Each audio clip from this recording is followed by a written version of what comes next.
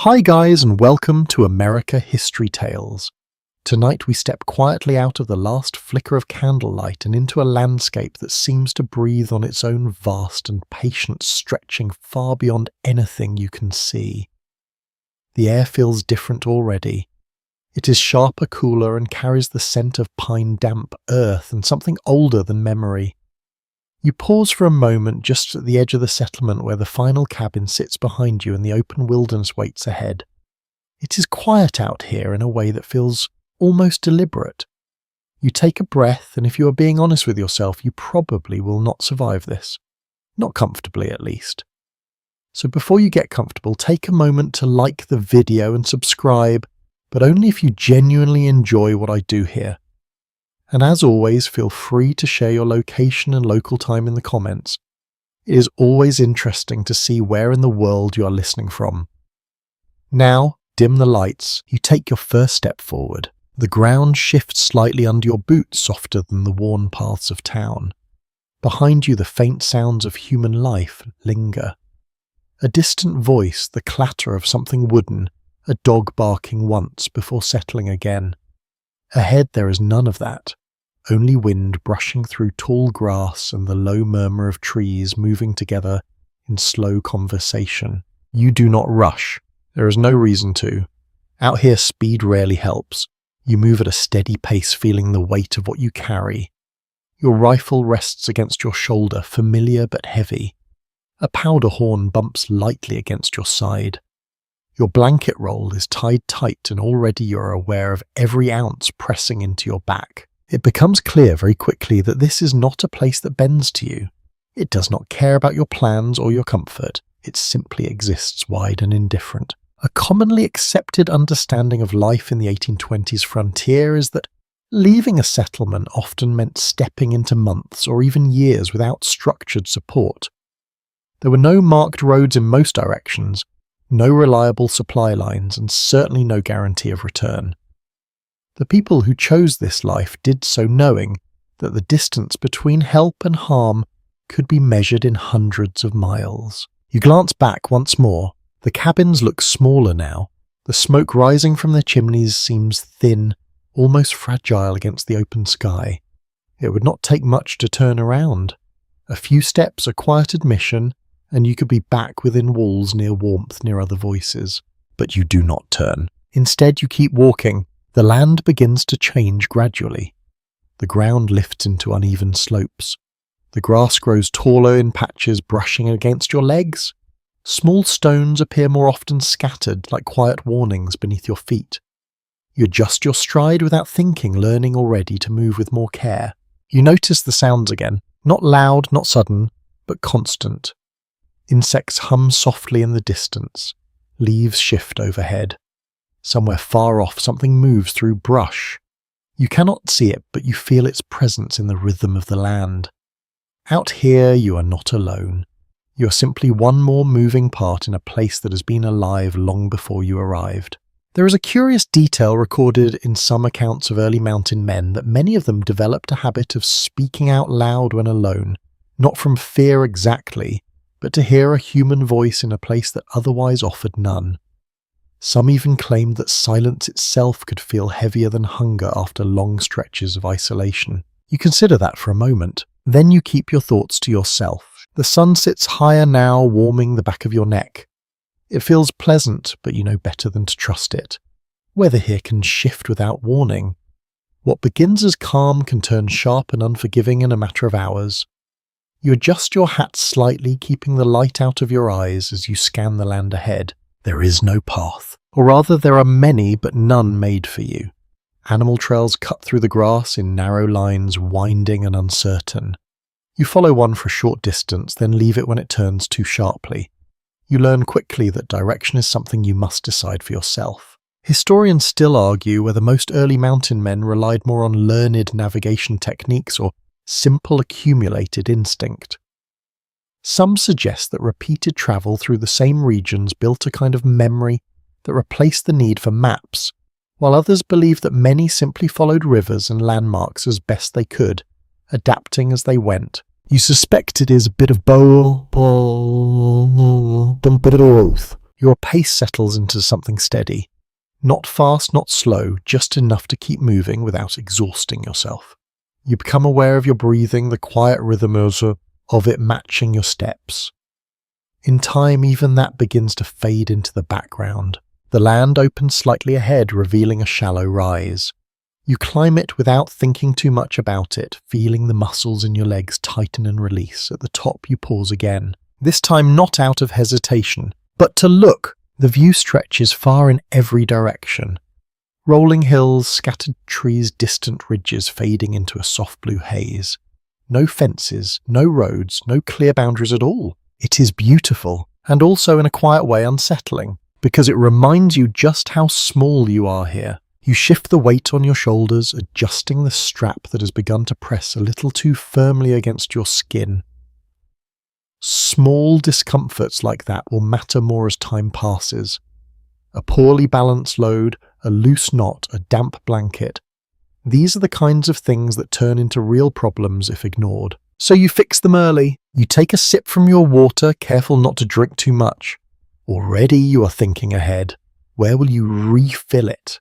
How far can you go before you must stop? What the light will look like when it begins to fade? These thoughts come naturally now. Not rushed, not anxious, just present. The wind shifts slightly, carrying a new scent with it. Something cooler, perhaps water nearby, or simply a change in the air as the day moves forward. You make a quiet note of it, filing it away without fully deciding what it means yet. That is how you begin to understand this place. Not all at once, but in small, steady observation. Each step teaches you something.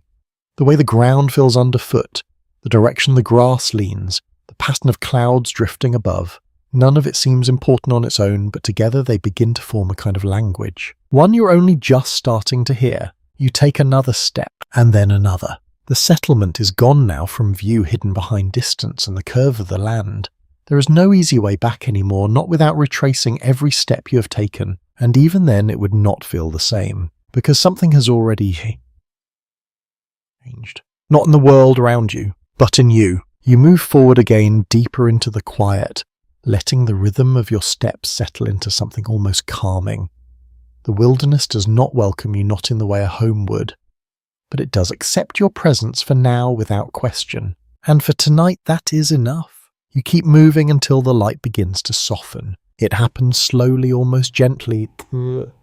The brightness of the afternoon fades into something warmer, something quieter. Shadows stretch longer across the ground, slipping between rocks and grass in thin, quiet lines. The air cools just enough for you to notice. And with that change, a new kind of awareness settles in. Night is coming. Out here that matters more than anything else. You slow your pace not from exhaustion but from calculation. Every step now is tied to a question. Where will you stop? Where can you rest without inviting trouble? Where can you make a small place for yourself in a land that does not offer one easily? You scan the ground ahead, then to either side. There is no perfect place, you already understand that. There is only better and worse. A slight dip in the land catches your eye. Not too low where cold air might gather, but sheltered enough to break the wind. A few trees stand nearby, spaced apart just enough to offer cover without blocking your view entirely. It is not ideal, but it will do. You step down into it. The ground feels firmer here, less exposed. You set your pack down carefully, easing the weight from your shoulders. For a moment, you simply stand there, letting your body adjust to the absence of that constant pressure. Your back straightens. Your breathing slows. Then you begin. There is no hesitation in your movements now. You gather what you need with quiet efficiency. Small branches, first dry ones if you can find them. Twigs bark anything that will catch a spark quickly. Larger pieces come after, stacked nearby, ready to feed the fire once it takes hold. Fire is not comfort out here. It is survival. A well-understood detail of frontier life is that the ability to make and maintain fire was considered one of the most essential skills a person could have. Without it, warmth, cooked food, and even protection became uncertain. Many accounts from the time describe men going to great lengths to keep embers alive through rain and travel, rather than risk starting from nothing again. You kneel, setting your materials in place. The process is familiar, but it still demands your attention. Flint and steel meet with a sharp, controlled motion. A spark jumps, brief and fragile. You try again and again, until finally one catches. A faint glow, a thin thread of smoke. You lean closer, careful not to rush it. A gentle breath, steady and controlled, feeds the small ember until it begins to grow. The flame takes shape slowly, almost reluctantly, then steadies into something real. You sit back, slightly watching it. There is a quiet satisfaction in that moment. Not pride, exactly. Just relief. The light from the fire shifts against the ground, flickering across your hands, your gear, the nearby trees. It creates a small circle of warmth and visibility, pushing the darkness back just enough to make the space feel manageable. Beyond that circle, the wilderness remains, unchanged. You take a moment to drink again, more cautiously this time. Your stomach reminds you that it has been hours since you last ate. You reach into your pack, pulling out what little you have prepared. Dried meat, tough and salty, a small piece of bread already beginning to harden. It is not much, but it is enough. You chew slowly, letting the food settle. There is no reason to rush. Out here, meals are not about pleasure. They are about keeping your body moving, your mind clear. As the last of the light fades, the sounds begin to change. Daytime noises give way to something different. Lower, quieter, but more deliberate. A rustle in the distance. A faint call from somewhere beyond your sight. The wind moves through the trees with a softer tone, now less restless, more steady. You listen without turning your head. You are learning already that sudden movement means little out here. It is attention that matters, not reaction. There is a strange detail noted in some personal journals of early trappers that many describe the first few nights in the wilderness as the hardest, not because of physical danger, but because of unfamiliar sounds. Creatures moving in darkness, branches shifting without clear cause, distant calls that could not be easily identified. The mind unused to such constant uncertainty often filled the gaps with imagined threats. You feel that now. Not panic, but awareness sharpened to a fine edge. Every sound seems closer than it is, every shadow just slightly deeper than it should be. You adjust your position, sitting closer to the fire. Not out of fear, you tell yourself, but practicality. The warmth helps, the light helps. And yet you keep your rifle within reach. Historians still argue whether the dangers of nighttime wildlife were as severe as many early accounts suggest. Some believe that the fear was often exaggerated by isolation and exhaustion, while others point to real risks from predators and the unpredictability of animals defending territory. You decide not to test either theory tonight. Instead, you tend the fire, a small stick added here, a shift in the coals there. You keep it alive without letting it grow too large. Too much flame would draw attention, too little would leave you cold. Balance, that seems to be the lesson of everything here. You wrap your blanket around your shoulders, pulling it tight against the cooling air. The ground beneath you is not comfortable, but you adjust, shifting slightly until you find a position that works well enough. Sleep will not come easily. You already know that. Your body is tired, but your mind remains alert, listening, processing, refusing to fully settle. That too is part of this place. Rest is something you take in pieces, not all at once. You lean back slightly, resting against your pack. The fire continues its quiet work. The sky above darkens fully now, revealing more stars than you have likely seen before. Without the glow of town lights, they appear sharper, closer, scattered across the sky in dense patterns that feel almost overwhelming. You watch them for a moment. It helps, not because it makes you safer, but because it gives your mind somewhere to rest. The sounds continue. The wind, the distant movement, the occasional crack of something shifting in the dark. None of it stops. It simply becomes part of the background, something you begin slowly to accept. Your eyes grow heavier, not fully relaxed, but willing at least to close for a moment. You let them, just for a while. The fire crackles softly beside you, steady and controlled. Your hand rests near your rifle, not gripping it, just close enough to find it quickly if needed. This is how your first night passes, not in deep sleep, but in a series of quiet pauses drifting in and out of awareness. You wake more than once, adjusting the fire, listening, reminding yourself where you are. Each time it becomes a little easier, not comfortable, but familiar. And by the time the faintest hint of morning begins to touch the horizon, you realize something important. You made it through the night. Not easily, not gracefully, but you are still here. And in this place that is a kind of success you will learn to value more than anything else. The first light of morning arrives quietly, almost as if it's careful not to disturb you. You notice it before you fully wake. A faint shift behind your closed eyes. A softening of the darkness that had pressed so close through the night. The fire beside you has settled into a bed of glowing coals, its warmth still present but gentler now. You open your eyes slowly. For a moment you do not move. You listen first. The sounds have changed again. The night voices have faded, replaced by something lighter. A bird calls somewhere nearby, sharp and clear. Another answers from farther away. The wind has softened, moving through the trees with less urgency. Morning has its own rhythm. You sit up carefully, feeling the stiffness in your shoulders and back.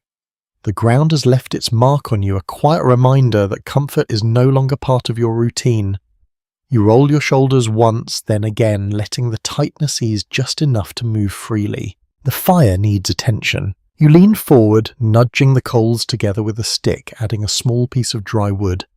It catches slowly, then steadies, not a full flame, just enough to bring a little warmth back into your hands. You hold them out for a moment. The heat feels good. But you do not linger. There is work to do. You reach for your pack and begin to open it, laying out what you carry with a kind of quiet order. Each item has a place, a purpose. Out here nothing is extra, everything must justify its weight. Your rifle comes first. You check it without thinking, running your hand along the barrel, ensuring it is clean, dry, ready. Powder is precious. A misfire is more than an inconvenience, it is risk. A well-documented reality of the 1820s mountain trade is that firearms were both a lifeline and a liability. Black powder could be ruined by moisture flints wore down quickly, and reloading under pressure required calm hands and practice. Many trappers carried extra flints and guarded their powder with more care than their food. You nod slightly to yourself. Everything seems in order. Next, your knife. You draw it part way, checking the edge. Still sharp enough, you make a mental note to hone it soon. A dull blade wastes energy, and energy is something you cannot afford to lose. Then the smaller things. Your powder horn lighter now than it was yesterday. Your shot pouch. A few traps coiled and tied. Your blanket already holding the scent of spoken earth. A bit of dried food, less than you would like. You take stock without rushing. This is not inventory. This is survival. There is an oddly specific detail mentioned in some journals from early trappers, that a few men carried small personal items far longer than expected. Not tools, not supplies, but things like a button from a coat, a scrap of cloth, or even a coin. These objects had no practical use yet. They remained tucked away as quiet reminders of a life that felt very far away. You pause for a moment considering that. Then you close your pack. There is no room for extra weight, not yet. You eat what you can spare, a small portion measured without tools. Enough to keep your strength steady, not enough to feel full. Hunger is something you will learn to manage, not eliminate. You drink again, careful as before. Water will become more important as the day grows warmer.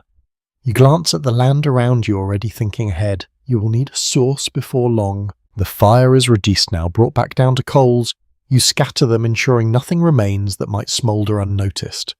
The last thing you need is to leave behind a sign of carelessness. You stand. Your body protests slightly, but you ignore it. Movement will ease it soon enough. The pack goes on your shoulder again, the weight settling into place like something expected. You adjust the straps, shifting the balance until it feels right. Then you begin to walk. The light grows stronger with each step, revealing more detail in the land. The grass shows its colour more clearly now, a mix of pale green and dry gold.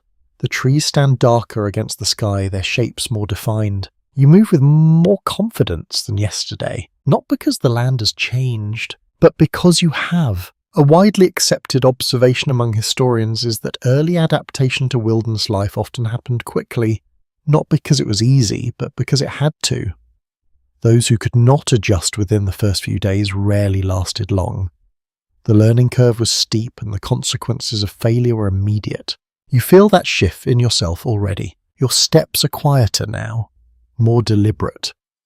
You place your feet with care, avoiding loose stones, soft patches, anything that might slow you or draw unnecessary attention. You begin to notice tracks, faint at first, a slight depression in the ground, a pattern in the grass that does not quite match the wind. You crouch briefly studying them. Small animal, you think? Not fresh, but worth noting. You stand again, continuing forward, your eyes scanning more actively now. The land is no longer just something you move through, it is something you read. Historians still debate whether most mountain men learn tracking formally from native guides or develop their own methods through trial and error. Some accounts suggest close cooperation and shared knowledge, while others describe a more solitary process of observation and mistake. You suspect again that it is both. The sun climbs higher. The warmth increases, but so does your awareness of time. You measure the day not by hours, but by light. How far you can go before it fades again. How much you can accomplish before you must think about stopping. You adjust your direction, slightly angling toward a line of trees in the distance. The scent you noticed yesterday returns faintly stronger now. There is likely water there. You aim for it without rushing. As you walk, your mind settles into a rhythm. Step, breath, listen. It becomes almost meditative. The worries you might have carried before the noise of other lives, other concerns begin to fade. Not because they are gone, but because they have no place here. Out here, everything is immediate. Everything is now. You crest a small rise and see it. A narrow stream cutting through the land with a quiet persistence. The water moves steadily clear enough to reflect the sky in broken pieces. You approach carefully. Kneeling at the edge, you study it first. The flow, the clarity, the banks. Nothing seems disturbed. No obvious signs of contamination, though that word would not be one you think in quite those terms. You cup your hands, lifting a small amount. It is cold, clean enough. You drink, slowly. The relief is immediate, but you keep it controlled. Too much too quickly would do more harm than good. You fill what you can carry, adjusting your pack once more. This changes things. Water nearby means options. It means you can stay in this area longer if needed. It means animals will come here, which brings both opportunity and risk.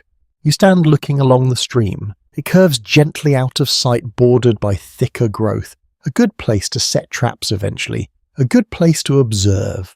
But not yet. You're still moving, still learning. You take one last look at the water, then turn away, continuing along its edge. The day stretches ahead of you, and for the first time it feels like something you might understand. Not fully, not easily, but enough to keep going. You follow the stream without fully deciding to. It simply makes sense. Water has a set of guiding movement out here, not loudly, but with quiet authority. The land bends around it, the trees gather closer to it, and the animals, though mostly unseen, leave their subtle marks along its edges. If you are unsure where to go, you go where the water goes. Your boots press into softer ground, now the soil darkened by moisture. It gives slightly under your weight, leaving clearer impressions behind you. You notice that immediately. Tracks go both ways. You make a small adjustment, stepping more deliberately onto firmer patches where you can, or placing your feet where the ground springs back more quickly. It is not perfect, but it is better than leaving an easy trail. The stream curves gently to the west, its surface catching the growing light in shifting fragments. You walk beside it, not too close, not too far, keeping it within sight while allowing yourself space to move. There is a steady comfort in its presence. Not safety exactly, but direction. A widely recognized pattern in early Western travel is that rivers and streams served as natural highways for trappers and explorers. They offered fresh water, predictable routes through otherwise confusing terrain, and a higher likelihood of encountering game.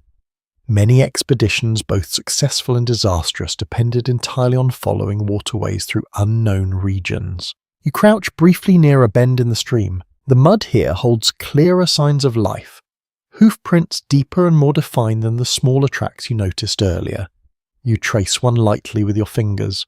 Deer, most likely. Not too old. You look up, scanning the surrounding trees. Nothing moves. Nothing breaks the quiet. Still, it is useful information. You stand again and continue your pace steady but more aware now. Every step is paired with observation. The angle of the sun, the direction of the current, the way the wind brushes across the surface of the water. These are small things, but they begin to form a pattern. There is an unusual note found in a handful of trapper accounts that some men judge direction by the subtle lean of grasses and the consistent bend of tree growth over time. It was not an exact science, but in the absence of tools, even slight environmental cues could guide long journeys. You test that idea without fully committing to it. You glance at the grasses along the bank. Some lean eastward, shaped by prevailing winds. Others stand more upright, protected by nearby rocks or shrubs. It is not clear enough to rely on, but it adds another layer to your understanding. The land begins to narrow slightly as you move forward. The trees grow thicker. Here, their branches reaching over the stream in uneven arcs. The light filters through them in scattered beams, creating shifting patterns on the ground. It is cooler in this stretch, the air holding on to the night just a little longer. You slow your pace, not out of caution, but to listen. There is a difference in the sound here. The water runs a bit faster, brushing over the stones with a soft, continuous murmur. Leaves move above you, but more gently, as if the wind has softened within the shelter of the trees. You take a breath. It smells richer here. Damp wood, moss, something faintly sweet from unseen plants growing near the water's edge. You kneel again this time, not for tracks, but to touch the stream itself. The current presses lightly against your fingers, cool and steady. You follow it with your eyes, watching how it moves around obstacles, never stopping, always adjusting. There is something to learn from that. You stand and move on. Your body has begun to settle into the rhythm of travel. The initial strain has eased, replaced by a steady endurance. Your shoulders still feel the weight of your pack, but it no longer surprises you. It is simply part of you now. The sun climbs higher, though the trees keep much of its heat away. You're grateful for that, even if you do not say it aloud. Ahead, the stream widens slightly. The banks pull back, creating a small open area where the light returns more fully. Grass grows thicker here, and the ground is less tangled with roots. It feels like a place where animals might gather. You stop at the edge of it, not stepping out immediately. Instead, you watch. There is no movement at first, just the slow passage of water and the quiet presence of the land. Then after a moment, you notice something small, a ripple near the far bank. Not from the current, but from something beneath it. Fish. You narrow your eyes, slightly focusing. There. Another movement. It is subtle, easy to miss if you are not looking for it. You file that away. Food, perhaps, if you can manage it. There is a lesser-known observation recorded by some early travellers that fish were often overlooked as a primary food source by inexperienced trappers, not because they were scarce, but because catching them required different tools and patience than hunting on land. Those who adapted, however, found them to be a reliable supplement. You consider that, but not today. You are still moving, still learning the land before you try to take from it. You step into the clearing, now crossing it at a slight angle rather than straight through. It feels more natural, less predictable. Your eyes move constantly, not searching for anything specific, but taking in everything. The far side of the clearing rises gently, leading back into thicker growth. You follow it upward and the ground becoming firmer again beneath your feet. As you climb, you glance back once. The stream continues its path unchanged by your presence.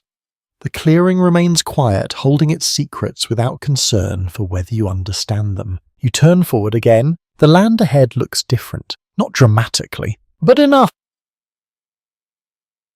to notice. The trees thin slightly, giving way to more open ground beyond.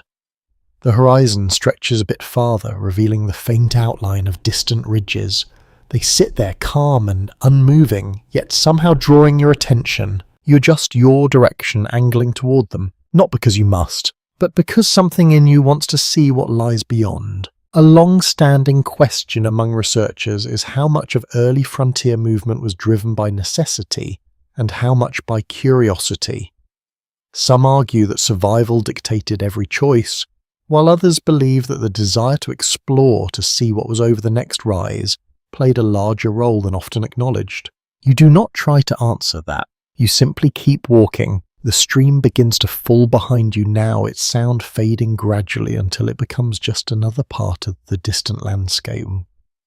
In its place, the wind returns, moving more freely across the open ground. Your steps continue steady and measured. The day stretches on, and somewhere ahead the land begins to rise again, promising new challenges, new lessons, and perhaps, if you are careful, another place to rest when the light fades once more. You move toward the rising land without hurry, letting the ground decide your pace. The slope is gradual at first, almost polite in the way it lifts beneath your feet. The grass grows shorter here, broken by patches of bare earth and scattered stones. Each step feels a little more deliberate, your legs working just slightly harder, your breathing adjusting in quiet response. The stream is gone now, not vanished, but left behind its steady presence, replaced by something drier, more exposed. You feel that absence more than you expected. Water has a way of anchoring your thoughts. Without it, the land feels wider, less certain. You pause halfway up the slope, not from exhaustion, but to look. Behind you, the ground rolls away in soft waves, the line of trees near the stream marking where you have been. Ahead, the terrain shifts again. The rise gives way to a shallow basin, its edges marked by darker soil and clusters of low shrubs. Something about it draws your attention. You step forward. The soil changes under your boots, becoming softer, slightly damp, despite the lack of visible water. You crouch, pressing your fingers lightly into it. Mud. Not fresh, but not old either. You lift your hand, studying the texture, the way it clings just slightly before falling away. Then you notice the marks. Not random, patterned. You lean closer. They're pressed clearly into the earth are tracks unlike the ones you saw before, wider, deeper, and near them a faint groove as if something has been dragged or moved through the mud. You do not touch them this time. You simply observe. This is different. A well-established fact in the fur trade of the early 19th century is that beaver populations were the foundation of the entire mountain trapping economy. Their pelts were highly valued, especially for hat making back east and in Europe. As a result, trappers spent long periods locating into working areas where beaver activity was strong, often referred to as beaver country. You rise slowly, scanning the basin again. Now that you know what to look for, the signs become clearer. Small cut branches near the shrubs. Clean angled bites that no other animal would leave quite the same way. A slight damming of water in a shallow depression farther ahead, barely visible unless you're paying attention. You move toward it, carefully. The ground becomes wetter as you approach the air, holding a faint earthy scent. Not unpleasant, just dense. The basin dips slightly, and there gathered between low banks is a small pool of water. Still, quiet, and shaped not by chance, but by effort. You stand at the edge of it, taking in the details. The water is shallow, but spread wide, held in place by a rough barrier of mud sticks and pack debris. It is not large, not impressive, but it is intentional. Beaver work. You feel a small shift in your understanding. This is not just land anymore. This is opportunity. There is a peculiar detail noted in some trapper stories that beavers were sometimes described with a kind of reluctant respect, almost as fellow workers in the wilderness. Their ability to reshape landscapes to build and maintain these small water systems was seen as both useful and frustrating, depending on whether you were trying to trap them or move through their territory. You walk along the edge of the pool, your steps slow and measured. You look for more signs, and you find them. A narrow slide leading into the water. A place where the bank has been worn smooth by repeated movement. More cut branches stacked loosely near the far side. You nod slightly. This is good. Very good. You kneel again, this time closer to the water, studying the surface.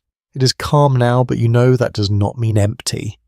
Activity often comes at different times, and patience will matter more than speed. You sit back on your heels, thinking, not rushing into action. That would be a mistake. A less commonly discussed observation among scholars is that inexperienced trappers often failed not because they could not find beaver, but because they acted too quickly once they did.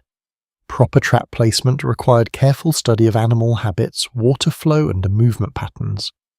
A poorly set trap could yield nothing, or worse, alert the animals to danger. You understand that, at least in part. So you wait, not for long, but long enough to watch. The wind shifts slightly, brushing across the surface of the pool. The water ripples, then settles again. A small insect skims across it, leaving faint lines that disappear almost immediately. Nothing else moves. Still, the signs are clear. You stand stretching your legs slightly. This is a place you will return to, but not today. Not yet. You step back from the water, careful not to disturb the area more than necessary. Your movements are slower now, more deliberate than before.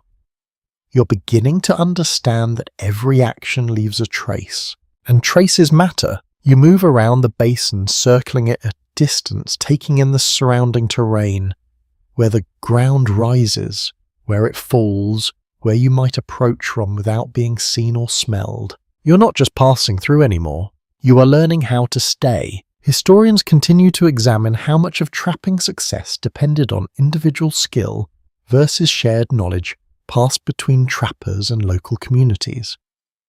Some evidence suggests that those who adapted quickly to environmental patterns thrived, while others who relied solely on prior experience struggled in unfamiliar regions. You take that as quiet encouragement. Adapt, observe, adjust. You leave the basin behind, not with reluctance, but with intention.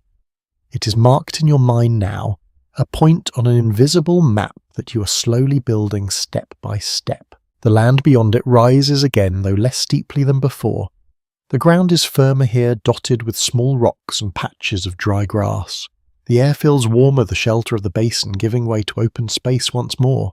You walk on. Your thoughts are different now, more focused, more grounded in what you have seen. This is not just a journey across land. It is a process of understanding. Each sign, each track, each shift in the ground adds to it. You crest another low rise and pause briefly, looking ahead. The ridges in the distance seem closer now, not by much, but enough to feel like progress. You adjust your pack, again settling its weight across your shoulders.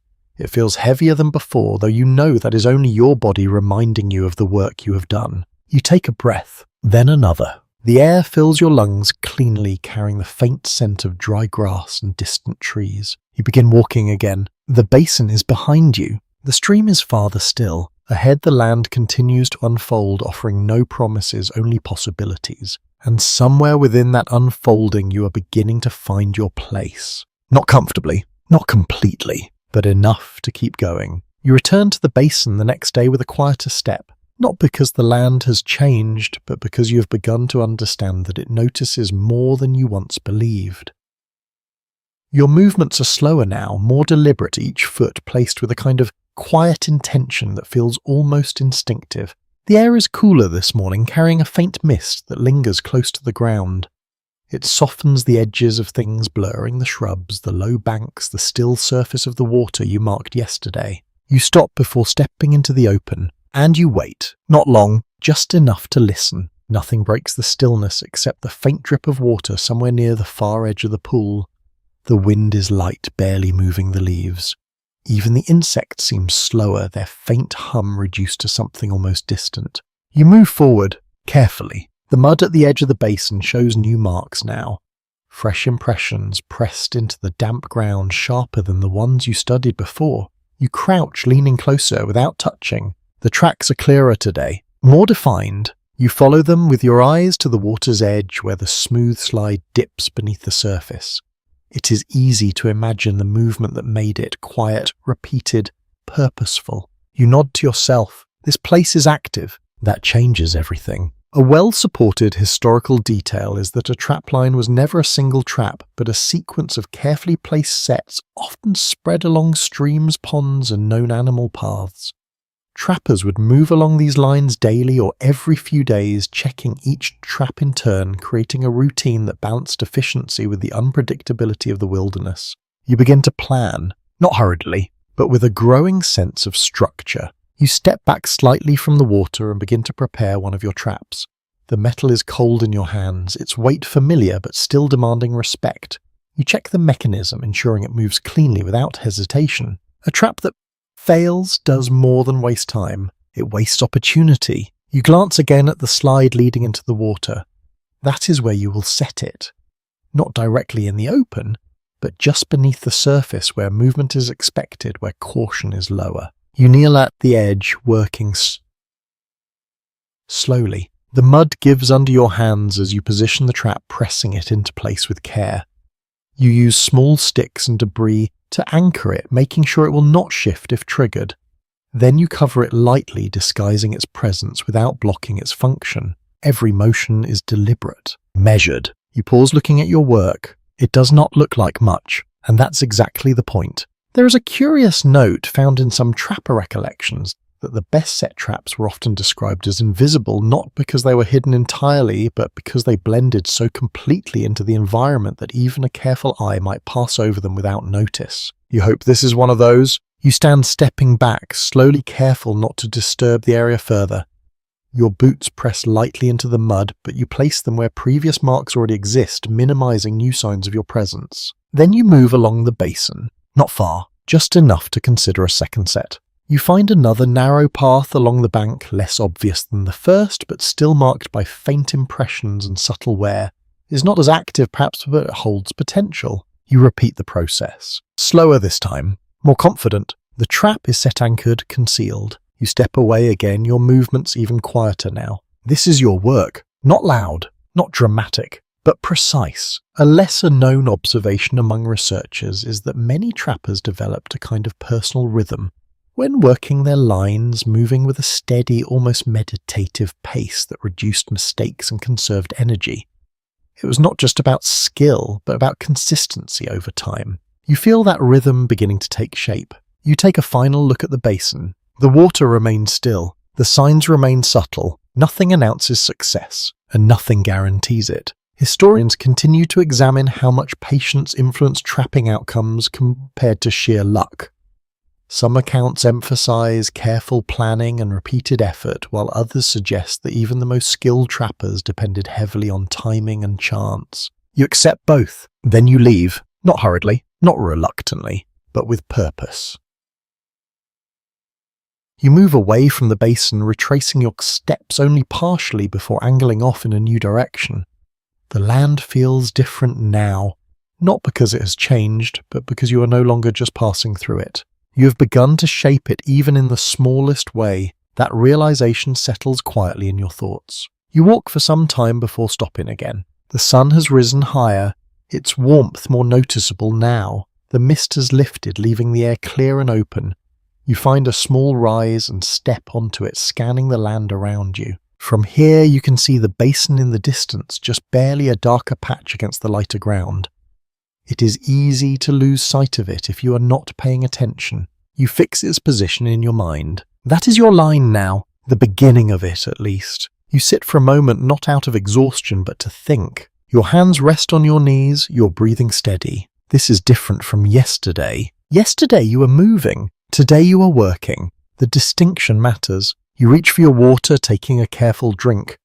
The supply feels lighter than you would prefer, but manageable for now. You glance at the sky, noting the position of the sun. Time is moving, as it always does. You stand again, adjusting your pack. There is more to do. You cannot stay near the basin all day. Not yet.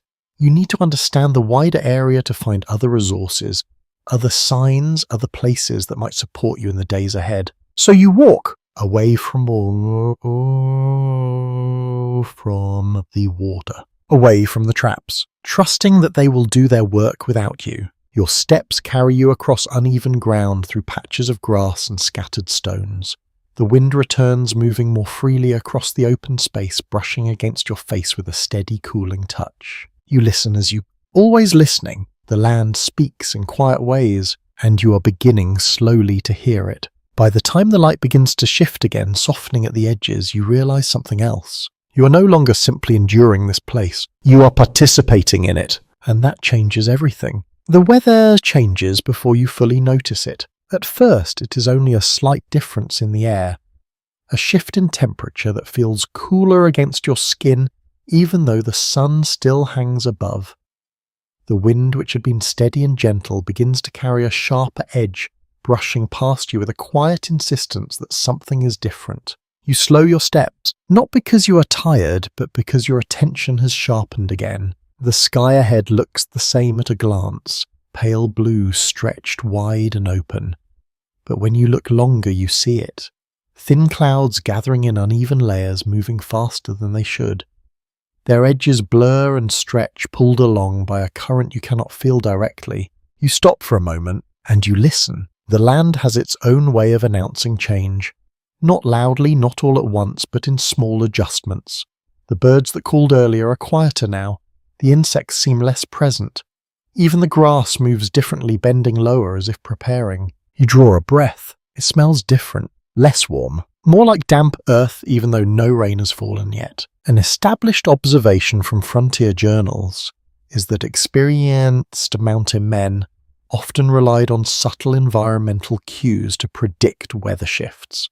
A sudden drop in temperature, the behavior of animals, or the movement of clouds could signal approaching storms long before they became visible in full. You do not claim experience yet, but you recognize the signs. You adjust your direction, slightly angling toward a cluster of rocks you noticed earlier. They rise from the land in uneven shapes, not large enough to form a true shelter, but solid enough to break the wind if needed. Your pace increases just a little, not rushing, just efficient. The wind strengthens as you move, pushing more firmly against your side. It carries with it a faint distant sound. Not quite thunder, not yet, but something deeper rolling far beyond your sight. You glance up again. The clouds have thickened. Their colour has shifted from pale white to something heavier, a muted grey that spreads slowly across the sky. You reach the rocks and step in close to them, placing your pack down with care. The ground here is firmer, less exposed, and the stones provide at least some protection from the wind's growing force. You crouch, considering your options. There is no perfect shelter, only what you can make of what is here. You begin gathering what you can. Loose branches caught between the rocks, bits of dry grass tucked into corners where the wind has not yet reached. You arrange them quickly, forming a small barrier not to stop the weather, but to soften its impact. A small practical detail noted in some accounts is that trappers often use natural formations like rock outcrops or fallen logs as temporary windbreaks, enhancing them with whatever materials were available. It was rarely comfortable, but it could mean the difference between manageable exposure and serious risk. You work without overthinking. Your hands move steadily, your mind focused. The first drop of rain comes without warning. A single cold tap against your hand, then another. You look up. The sky has darkened further, the clouds now thick and heavy. The light has dimmed, though it is still far from evening. The air feels tighter, charged with something that presses quietly against your senses.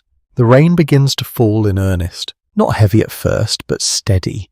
Each drop lands with a soft, consistent rhythm against the ground, the rocks, your clothing. Within moments, the dry earth begins to darken, the scent of it rising into the air. You pull your blanket tighter around your shoulders, though you know it will not stay dry for long. Water finds its way, always. There is an interesting detail mentioned in a few lesser-known writings, that some mountain men preferred to keep moving during light rain rather than stopping immediately, as body heat generated through motion could help offset the chill. Others, however, chose to shelter early, conserving energy and avoiding the risk of soaked gear. You hesitate for a moment, then you stay. The wind picks up again, stronger now, driving the rain at an angle. It taps against the rocks, slips through the small gaps in your makeshift barrier. You shift slightly, adjusting your position to reduce exposure. This is not comfortable, but it is manageable. For now, a low rumble rolls across the sky, closer this time. Not loud enough to startle, but deep enough to remind you of scale. The storm is not centered on you. It is something larger, passing through, touching this place only briefly. You sit with that thought. You cannot control it. You can only endure it. Scholars continue to examine how early trappers balanced risk during sudden weather changes, particularly in mountainous regions where storms could escalate quickly. Some evidence suggests that experience taught them when to seek shelter and when to push forward, though even seasoned individuals were sometimes caught off guard. You feel that uncertainty now, but you remain still. The rain grows heavier, falling in thicker lines, blurring the distance beyond your shelter. The ridges you had been moving toward fade from view, replaced by a shifting grey curtain. Time stretches. You lose track of how long you have been here. Minutes, perhaps longer. The rhythm of the rain becomes almost hypnotic, a constant steady sound that fills the space around you, leaving little room for anything else.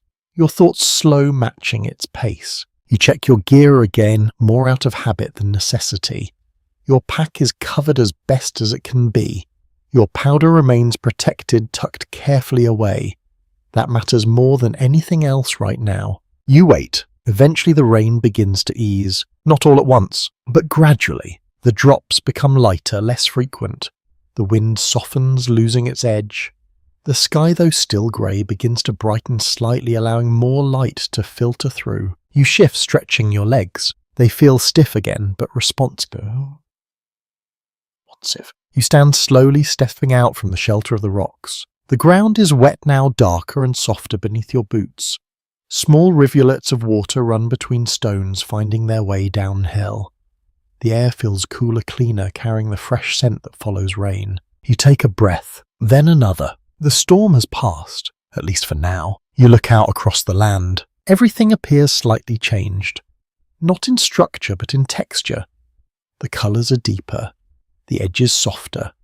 The distance clearer as the rain settles the dust from the air. You pick up your pack, adjusting it once more across your shoulders. There is no reason to stay. You step forward again, your boots pressing into the damp ground with a different sound than before. Softer, more muted. The weather has reminded you of something important. This place does not remain still. It shifts, it tests, and it expects you to adapt just as quickly. You walk on the last drops of rain falling lightly behind you, the sky slowly opening once more. And with each step you carry that lesson forward. Quietly, carefully, without forgetting it. The rain leaves more behind than damp ground. You feel it in your clothes first. The fabric clings a little closer to your skin, holding the chill longer than you would like. Your boots press into softer earth, each step making a faint sound that was not there before.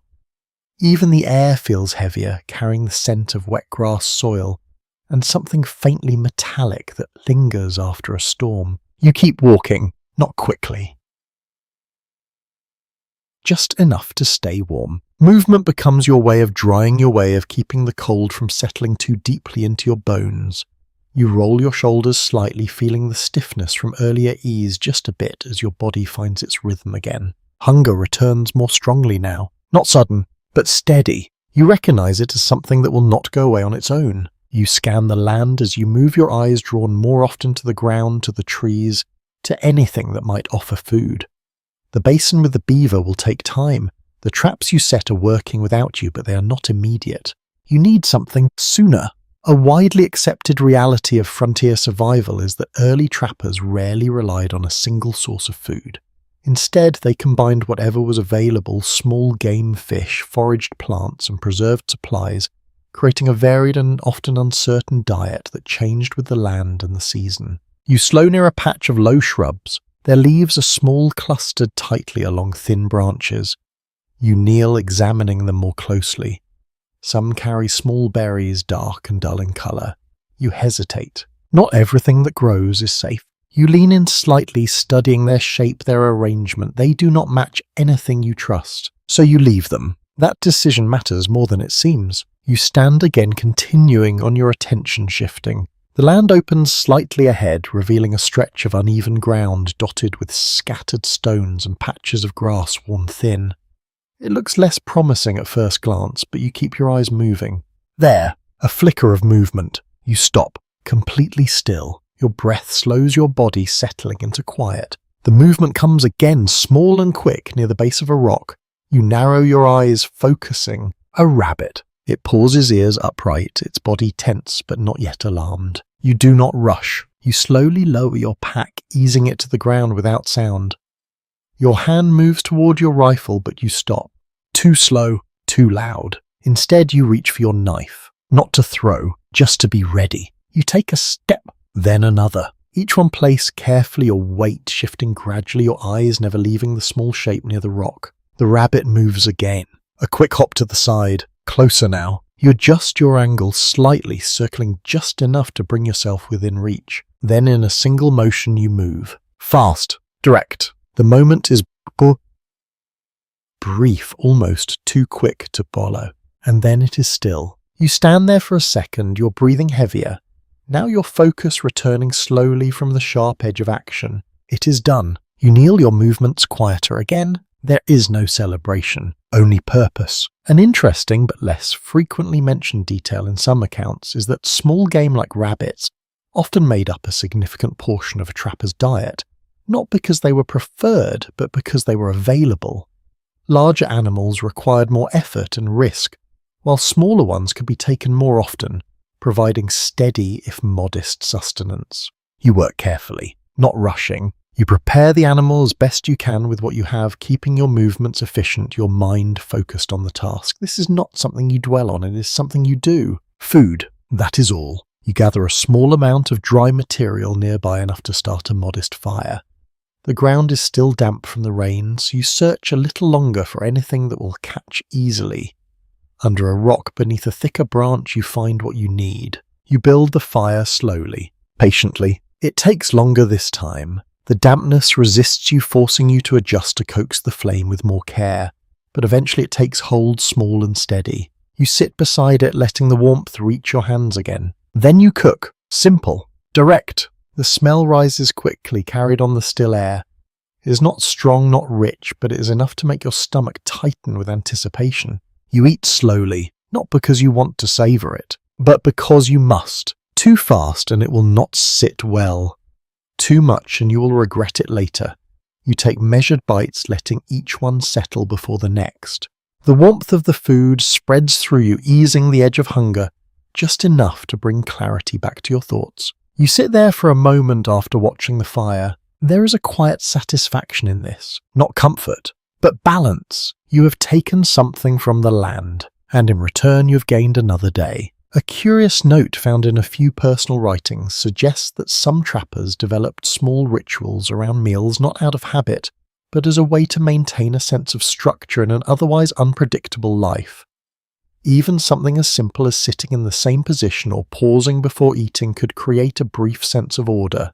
You do not think of it that way, but you understand the feeling. You extinguish the fire carefully, ensuring nothing remains that could spread unnoticed. The last embers fade, leaving only a faint trace of warmth behind. You stand stretching slightly. Your body feels different now. Stronger, more stable. You lift your pack again, settling it into place. The land stretches ahead, still wide, still uncertain, but no longer as unfamiliar as it once was. A long-standing question among historians is how mountain men balanced immediate needs like hunger with long-term planning, such as maintaining trap lines or conserving resources. Some believe that daily survival often took priority, while others argue that those who succeeded were the ones who constantly thought ahead, even when conditions were difficult. You consider that as you begin walking again. There is truth in both. You move forward, your steps steady, your senses tuned once more to the rhythm of the land. The hunger is quieter now. Not gone, but manageable. The fire is behind you. The basin waits somewhere beyond. And the day continues, offering no guarantees, only the chance to keep going. One step at a time. You notice the change in the land before you see anyone. It begins with small signs that do not belong to animals. A branch cut cleanly at an angle that feels too precise. A faint indentation in the ground that does not match hoof or paw. A piece of wood placed where it does not naturally fall. You slow, not stopping, but becoming more careful with each step. Your eyes move differently now, not just scanning for food or shelter, but for intention. The land carries marks of movement that are not random.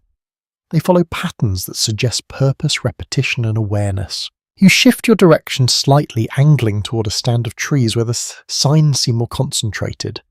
The ground here is firmer again, the soil less disturbed by recent rain, but the traces remain. A narrow path barely visible. You follow it and follow it at a distance, not directly on it, just enough to keep it within sight. The air feels still here, quieter than before.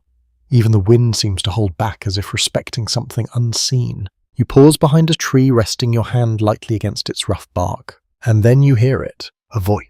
Faint. Not close, but clear. Clear enough to recognize as human. You remain still, listening. Another voice answers lower, carrying less distance. The sound drifts through the trees, broken by branches and leaves, but unmistakable. You are not alone out here. A well-established aspect of frontier life is that mountain men often move through territories already inhabited or used by native communities. These encounters could range from peaceful trade and cooperation to tension and avoidance, depending on the situation, the individuals involved, and the broader conditions of the region. You take a slow breath, then you wait. There is no immediate danger in the sound itself, no raised voices, no urgency, just conversation carried lightly through the air. Still, you do not step forward. Not yet. There is a lesser-known detail in some historical accounts that many trappers preferred to observe from a distance before making contact, even when friendly interaction was likely. It allowed them to understand the situation better, to read the tone, the number of people, the nature of the activity. You follow that instinct now. Carefully you shift your position, moving from one tree to another, keeping low, keeping quiet. The path becomes clearer as you move closer, worn slightly into the ground by repeated use. And then you see them. Two figures near a small clearing. They are not facing you. One stands near a low fire, the smoke rising thin and controlled. The other sits on a log working with their hands, though you cannot see exactly what they are doing. Their clothing is different from yours, not unfamiliar, but distinct. You watch, not with suspicion alone, but with attention. Their movements are calm, unhurried, the kind of ease that comes from familiarity with the land. They do not look like they are passing through, they look like they belong here. You shift your weight slightly, considering you could step forward, announce yourself, or you could move on. Historians continue to discuss how often such encounters led to meaningful exchanges of knowledge. Some evidence suggests that cooperation, especially in matters of survival skills and geography, was more common than conflict in certain regions, while other records emphasize moments of tension and misunderstanding. You remain where you are. For now, the standing figure moves, stepping away from the fire and toward the edge of the clearing. You freeze your body still, your breathing controlled. They pause, looking out, not directly at you, but close enough that you feel the possibility. Time stretches. Then they turn away again. You exhale slowly. That is enough. You decide not to reveal yourself. Not today. Instead, you step back, retracing your path with care. Each movement is measured, your feet finding the same places they touched before your presence, leaving as little trace as possible. Distance returns gradually. The voices fade. The clearing disappears behind the trees, and the land becomes yours again. At least for now. You continue walking, your thoughts quieter but more focused. The encounter lingers in your mind, not as a threat, but as a reminder. This place is not empty. It is shared. A subtle but interesting observation in historical studies is that many mountain men adapted their routes over time to avoid repeated overlap with the skiers, not out of fear, but to reduce competition for resources. Space was valuable even in a land that seemed endless. You adjust your direction slightly, not drastically, just enough. The sun continues its path overhead, the light steady and clear now after the earlier rain. The ground has dried in places, though damp patches remain in shaded areas. Your steps carry you across a mix of textures, each one familiar in its own way. You find yourself listening more carefully again, not just for animals, but for people. A distant sound could mean many things now. You crest a small rise and pause, looking out over the land ahead. It stretches wide again, open and quiet, the earlier signs of human presence replaced by the steady patterns of grass and stone. You take a breath, then another. The air feels lighter here. You move forward. The rhythm returns. Step, breath, listen. But something has shifted, not in the land. In you. You are no longer just navigating terrain. You are navigating presence. And that requires a different kind of awareness. A long-standing question among scholars is how isolation shaped the mindset of those who lived this way for extended periods. Some suggest that it heightened awareness and sharpened instincts, while others believe it introduced a constant underlying tension that never fully disappeared. You feel a hint of both, but you keep moving. The day is not over, and the land, as always, offers no final answers, only more to observe, more to understand, more to move through one careful step at a time. You begin to understand that danger rarely announces itself. It does not arrive with vow or warning, not in the way stories often suggest. Instead, it slips into your awareness through small irregularities. A silence where there should be sound. A pattern that does not quite match what you have learned to expect. You feel that shift now. It begins with the birds. They have been part of your day without you noticing, small calls drifting in and out of your awareness as you walked. But now they are gone. Not gradually, fully. Not fading, simply absent. You slow your steps. Your body reacts before your thoughts fully catch up. The wind continues brushing lightly through the grass. The sky remains clear.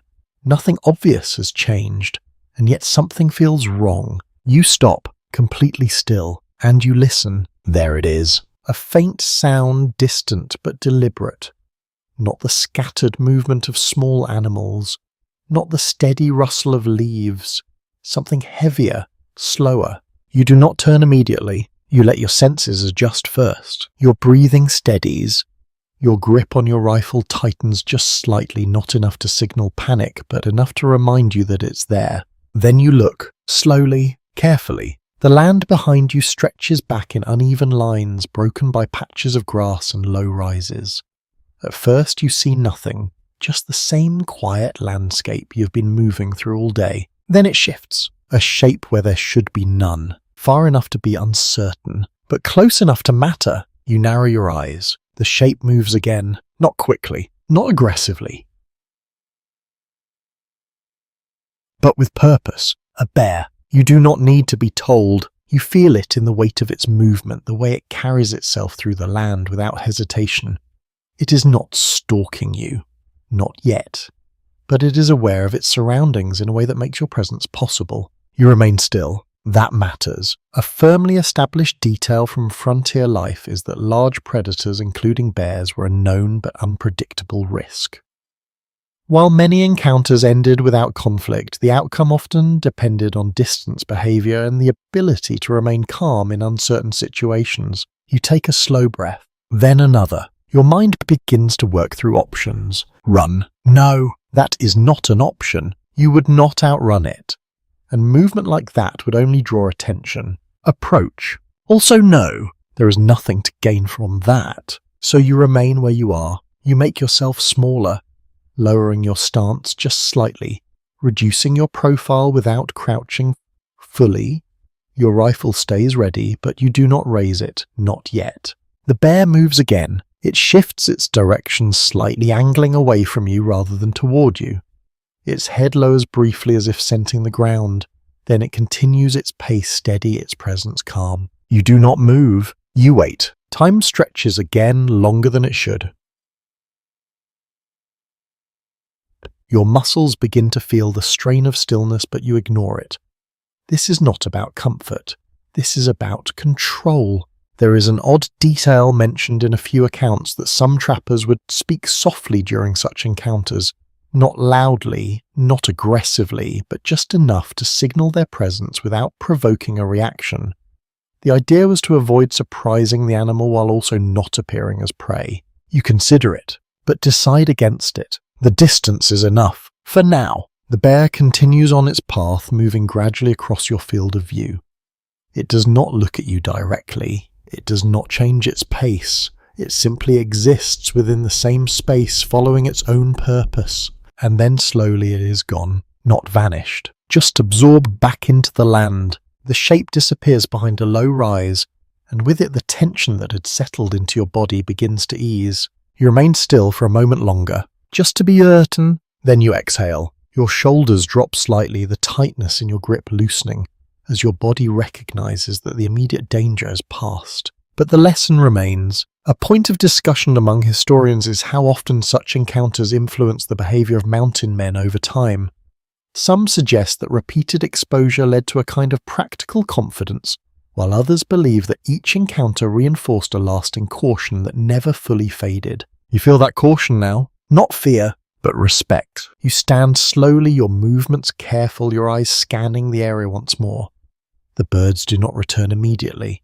The silence lingers, though it feels less heavy than before. You adjust your pack, check your rifle, then you move. not in the same direction as before. You angle away, giving the area space, allowing distance to grow between you and what just passed through. Your steps are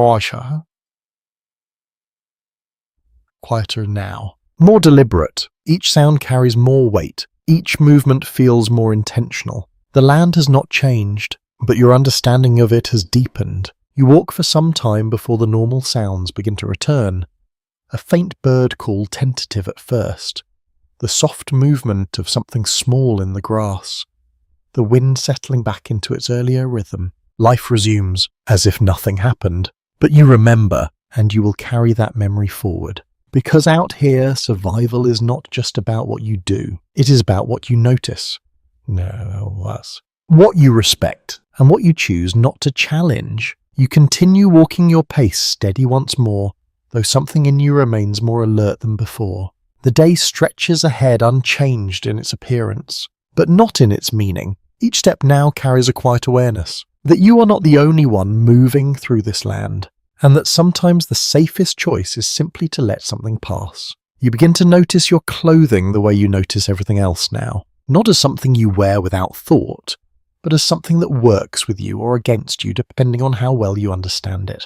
The fabric rests against your skin, holding warmth in some places, letting air through in others. Your shirt, once clean and simple, has taken on the scent of smoke, damp earth and travel. It no longer feels separate from the land, it feels like part of it. You adjust the sleeve at your wrist, pulling it down slightly to cover more of your skin. The sun has returned fully now, its warmth steady but not overwhelming. Still, exposure matters, too much and you feel it later. You keep walking, your boots press against the ground with a familiar weight. They are not new. The leather has softened over time, shaping itself to your feet. You feel where they bend, where they resist, where they hold firm against uneven terrain. Footwear matters more than you expected. A widely recognized fact among historians is that mountain men often relied on moccasins rather than heavy boots when traveling long distances. Moccasins were lighter, quieter, and allowed for greater sensitivity to the ground, though they wore out quickly and required constant repair or replacement. You glance down at your own. They are holding, for now. You make a mental note to watch them closely. A worn sole, a loose seam, something small like that can become a real problem faster than you might think. You slow your pace slightly as the ground becomes more uneven. Small stones shift underfoot, requiring more attention with each step. Your balance adjusts automatically, your weight shifting from one foot to the other with quiet precision. You feel it in your legs, not strain, just awareness. Your outer layer hangs loosely, moving with the wind as it passes. It is not heavy, not thick, but it offers enough protection to take the edge off cooler air. You pull it closer when needed, loosen it when the sun warms you too much. Everything is adjustable, everything matters. There is a lesser-known detail recorded in some accounts that many trappers preferred buckskin clothing because it could be repaired easily in the field. Unlike woven fabrics which might tear or unravel, buckskin could be stitched, patched and softened, repeatedly extending its usefulness far beyond what might be expected. You run your hand along the material at your side. It feels worn, but strong. That is what you need. You stop briefly near a cluster of rocks, not for shelter this time, but to make a small adjustment. The strap of your pack has begun to press unevenly against your shoulder. It is a minor discomfort, but you have learned not to ignore those. You loosen it, shift the weight, tighten it again. The difference is immediate. You stand there for a moment, testing the balance, moving your shoulders slightly until it feels right. Then you continue. The land stretches ahead, unchanged in its wide open character. The ridges you have been moving toward remain distant, though closer than before. You measure progress not in distance, but in familiarity. Each step adds to it. Your hat sits low, shading your eyes from the sun. You adjust it slightly as the light shifts, keeping your vision clear. Small things like that matter more now. A moment of distraction, a missed detail, it all adds up. You keep your hands free, not clenched, not tense, just ready. There is an interesting observation noted by some researchers that the clothing of mountain men often reflected a blend of cultures combining European garments with native styles and materials. This adaptation was not just practical but necessary, allowing individuals to move more effectively through different environments. You can feel that in what you wear. It is not one thing, it is whatever works. The wind shifts again, brushing against your side with a steady cooling touch. You turn your face slightly into it, letting it pass across your skin. It carries the scent of dry grass and distant trees. Nothing unusual, nothing urgent. You listen as you walk, always listening. The sounds of the land have become more familiar now. You can tell the difference between movement caused by wind and movement caused by something else. You can recognize patterns that once blended together. It is not perfect, but it is enough. A point often discussed among historians is how quickly individuals adapted to the sensory demands of wilderness life. Some accounts suggest that awareness sharpened within days, while others indicate a longer process shaped by experience and repeated exposure. You feel that sharpening now. It is not something you think about. It simply happens. You step over a fallen branch, your foot clearing it without hesitation. You shift your weight across a patch of loose stones, your balance adjusting without effort.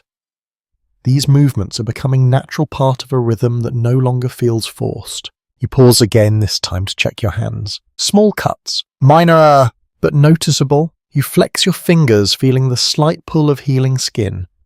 Nothing serious, but another reminder that every part of you is involved in this. You reach into your pack, pulling out a small piece of cloth.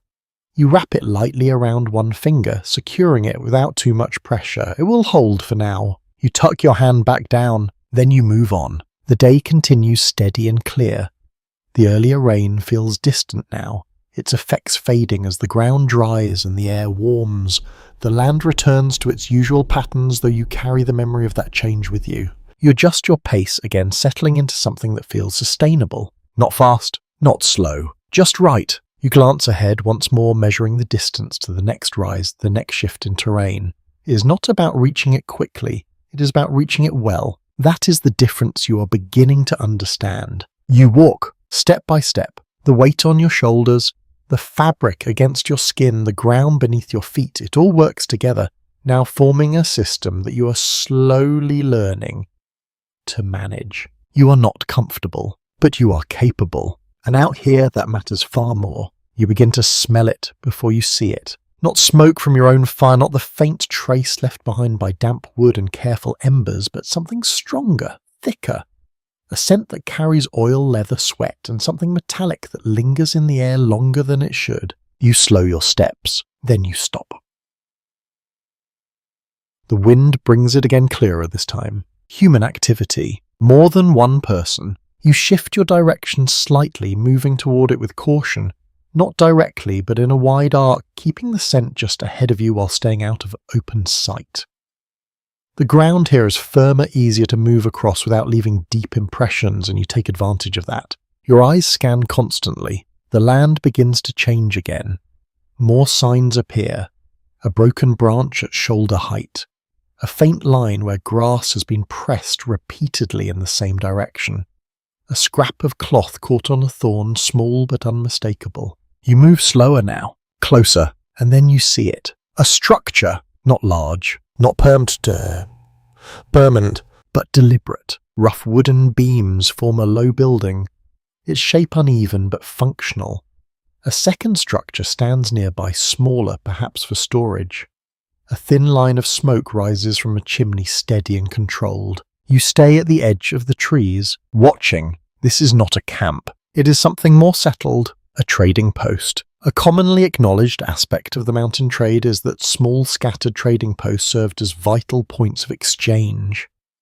Trappers would bring pelts, particularly beaver, and trade them for supplies such as powder-lead tools and cloth. These places were often isolated, operated by a handful of individuals, and functioned as both marketplace and meeting point. You observe the movement. Two men near the main structure, one carrying something heavy moving with a steady pace, the other standing near the doorway, speaking though you cannot hear the words clearly from this distance. There is no sign of tension, no raised voice, just activity. You consider your options, approach, or stay hidden. There is an unusual detail noted in some records that trading posts were not always neutral ground. While many operated on mutual benefit, some were known for unfair exchanges, inflated prices, or tensions between different groups of trappers and traders. You do not assume anything. You watch. A third figure emerges from the smaller structure, wiping their hands on a piece of cloth. They move toward the others, joining the quiet exchange of words and gestures. 3, possibly more inside. You take a slow breath.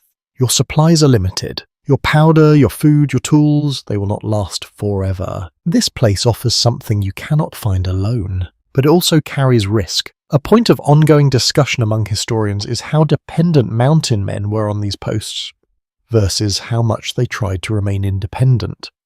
Some accounts emphasize regular trade as essential, while others describe long stretches of isolation with only occasional contact. You feel that tension now, the desire to remain unseen, and the need to connect. You shift your weight slightly, considering the wind is in your favor. Your scent is carried away from them. Your position is concealed, or as concealed. You could leave, and they would never know you were here. But you do not move. Not yet. Instead, you step back slightly, circling to a new vantage point. From here, you can see more clearly. The main structure shows signs of wear, but also of use. The door hangs straight. The roof, though rough, holds its shape. This place has been here for some time. You watch as one of the men sets down a bundle near the doorway. It lands with a dull weight, heavy but not fragile. The other bends to inspect it, running a hand along its surface. Pelts. You recognize the texture, the shape. This is what you have begun to gather, or hope to. There is a lesser-known observation in some writings, that the value of pelts could vary greatly depending on quality, season, and demand. A well-prepared beaver pelt could fetch a good trade, while a damaged one might bring very little in return. You take that in. It matters. You glance at your own pack, at what little you carry. Not enough. Not yet. You remain where you are, watching a while longer. The movements continue. Simple tasks, carrying, sorting, speaking in low tones.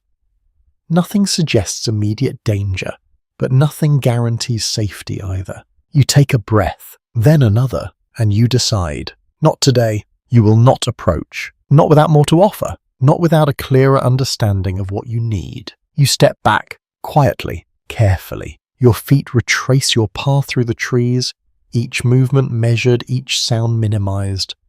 The structures fade from view, replaced once again by the natural patterns of the land. The scent lingers for a moment longer, then it is gone. You walk on, your thoughts quieter but more focused. This place exists. You know where it is, and that knowledge changes things. A subtle but meaningful point often noted by researchers is that knowing the location of a trading post could shape a trapper's entire season.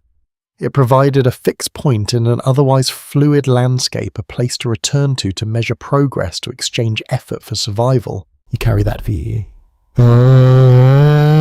that with you now, not as a destination, but as a possibility. The land stretches ahead once more, open and quiet.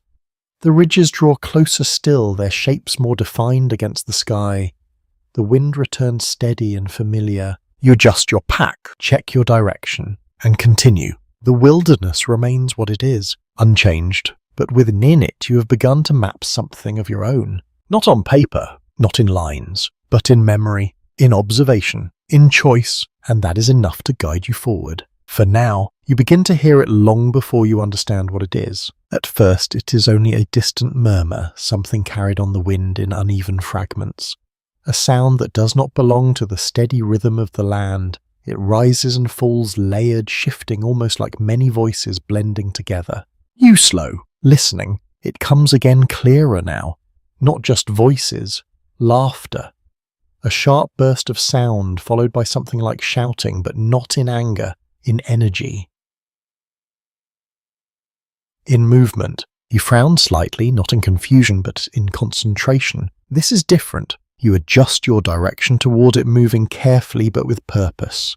The ground beneath your feet changes as you go, more worn now, more marked by repeated travel. Faint paths cross and recross each other, some fresh, some older, all leading generally in the same direction. You follow them. The sound grows stronger. You can hear individual tones now, the rise of conversation, the clatter of something wooden or metal, the occasional call loud and brief, then gone. You crest a low rise, and you see it. Spread across the open ground below is a gathering unlike anything you have seen since leaving the settlements. Tents, dozens of them. Some large, some small, arranged in loose clusters rather than neat rows. Smoke rises from multiple fires drifting upward in thin columns before spreading into the sky. Figures move between them, walking, talking, carrying goods, leading animals. It is alive. Not quiet, not still. Alive in a way the wilderness rarely is. You remain at the edge of the rise for a moment, taking it in. This is not a permanent place. You can tell that immediately. There is a temporary nature to everything here. Nothing fixed, nothing meant to last beyond a short time. A widely accepted feature of the mountain trade is the annual rendezvous, a gathering, where trappers, traders, and various groups would meet to exchange pelts, supplies, news, and stories. These events were often held in remote locations and could last for days or even weeks, drawing people from vast distances. You watch as a group of men lead a line of pack animals through the clearing, their movements practiced and steady. Another group stands near a fire, gesturing as they speak, their voices rising above the general noise. There is music somewhere, faint but present. You step forward slowly, descending the rise. Your movements are cautious but not hidden. This is not a place for hiding. As you approach, the details sharpen. Clothing of different styles, some familiar, some not. Tools laid out for trade, bundles of pelts stacked carefully, their shapes unmistakable. The air carries a mix of scent, smoke, leather, sweat-cooked food, and something sweet you cannot immediately place. You pass nearer the outer edge of the gathering, your eyes moving constantly, taking in everything without staring too long at any one thing. No one stops you. No one questions you. You are just another figure entering the space. There is a curious detail often mentioned in historical descriptions of rendezvous gatherings, that despite their lively nature, they operated with an unspoken understanding. People came to trade, to socialize, to rest, and while disputes did occur, there was a general sense of temporary order that allowed the event to function. You feel that now, not organized, but balanced. You move deeper into the gathering. A man passes you carrying a bundle over his shoulder, nodding briefly without slowing. Another glances in your direction, then returns to his conversation. No one seems particularly interested in you, and that suits you well. You stop near a group of laid-out goods, tools, knives, small metal items. You do not touch them, you simply observe. The craftsmanship is clear, clean edges, solid construction. These are things made to last, or at least to endure more than what you currently carry. You glance at your own knife. It has served you well, but it shows its... There is a lesser disgusted point in some accounts that rendezvous were not only about trade, but also about comparison. Trappers could see what others had, what worked, what did not, and adjust their own methods accordingly. You take that in quietly. Nearby, a fire burns brighter than most, and over it something cooks. The smell draws your attention, richer than what you have eaten in days. Your stomach tightens slightly in response, reminding you of the difference between necessity and abundance. You do not move toward it. Not yet. You continue walking. A group nearby bursts into laughter, loud and sudden. It startles you slightly, not from fear, but from contrast.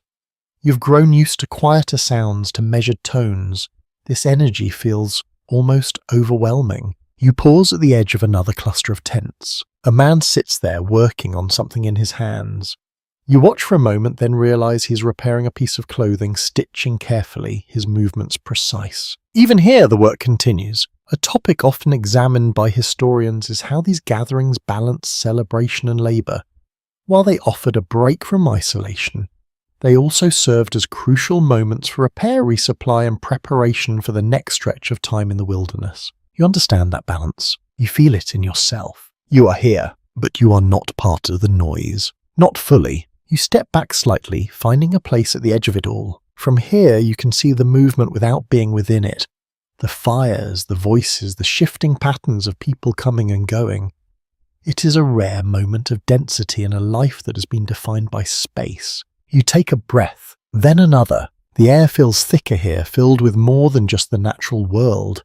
It carries intention, trade, connection. You look around once more, taking it in, remembering it, because you know this will not last. It cannot. Soon it will break apart, the tents will come down, The fires will fade and the people will scatter back into the vastness, and you will be among them. You stand there a moment longer. Then you turn slightly, moving along the edge, not leaving, but not fully stepping in either. For now, observing is enough. Learning is enough. And in this place full of movement and noise, you hold on to your quiet, because you know you will need it again. Soon, you do not leave the gathering all at once. It happens slowly, almost without decision. You drift toward the outer edges where the noise softens and the movement becomes less crowded. The voices blur together behind you, no longer distinct, just a distant hum carried on the air. You walk a little farther, then a little more, until the fires are no longer visible. Only their scent remains for a while, caught in your clothing, lingering in the folds of fabric that have already collected so many traces of this place. Eventually even that fades, and the quiet returns. It feels heavier now, not because it has changed, but because you have. You stop for a moment, standing in the open land listening. Nothing answers, no laughter, no conversation. Only the wind moving steadily through the grass, brushing past you with a familiar, almost indifferent rhythm. You take a breath, then another. The air feels wider again, less crowded, less full of human presence. It settles around you in a way that is both calming and strangely empty. You begin walking. Your steps feel different now. Not slower, not faster, just more aware of the absence behind you. The memory of voices lingers, making the silence feel deeper by comparison. A commonly noted aspect of rendezvous life is that the return to solitude often felt more intense than the solitude itself. After days surrounded by people, sound and activity, the shift back to isolation could sharpen the sense of distance and separation. You feel that now, not as discomfort, but as contrast. You move across the land, your eyes scanning automatically, your senses returning to the patterns you have come to rely on. The ground, the wind, the sky, they all feel familiar again, but there is a new layer beneath that familiarity. You have seen what lies between the empty spaces, and it stays with you. There is a quiet detail mentioned in some accounts that a few trappers would carry small tokens from gatherings not for trade, not for use, but as reminders of those brief moments of connection. A piece of cloth, a carved object, something simple that held more meaning than its function. You check your pack without stopping. Nothing new, and that feels right. You did not go there to collect. You went to understand. You crest a low rise and pause, looking ahead. The land stretches out in its usual way, rolling, gently broken by patches of trees and distant ridges. It looks unchanged, as if the gathering you left behind never existed at all. You take a step forward, then another. The rhythm returns. Step, breath, listen, but the silence carries something now. Not emptiness, depth. You walk for some time before noticing the shift in your thoughts. They move slower, more evenly. The sharp edges of observation soften, slightly replaced by a steadier awareness. You're not as alert as you were during the encounter with the bear, not as focused as when you set your traps, but not distracted either. Balanced. A point often explored by historians is how mountain men managed long periods of isolation without losing their sense of self. Some accounts suggest that routine and familiarity with the land helped anchor them, while others describe a gradual shift in perception, where the wilderness itself became a kind of companion. You understand that more now. Not fully, but enough to feel it. The wind changes direction, slightly brushing against your other side. You turn your head just enough to let it pass across your face. It carries no new scent, no sign of weather, just the steady presence of open space. You continue walking. The ground beneath you feels firmer, here less affected by the earlier rain. Your boots find their footing easily, your steps confident without being careless. You think briefly of the basin, of the traps you set. They are waiting, working without you. That thought settles quietly in your mind. There is a certain comfort in it, not certainty, but process. You move on. The light begins to shift again, though slowly. The sun lowers just enough to change the angle of shadows, stretching them slightly across the land.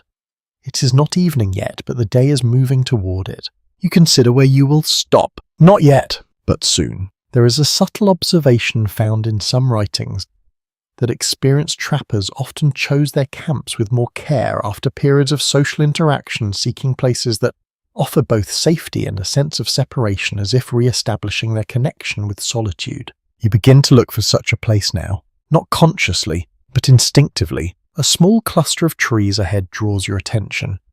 Not dense, but enough to offer some shelter. The ground near them appears slightly elevated, reducing the risk of dampness.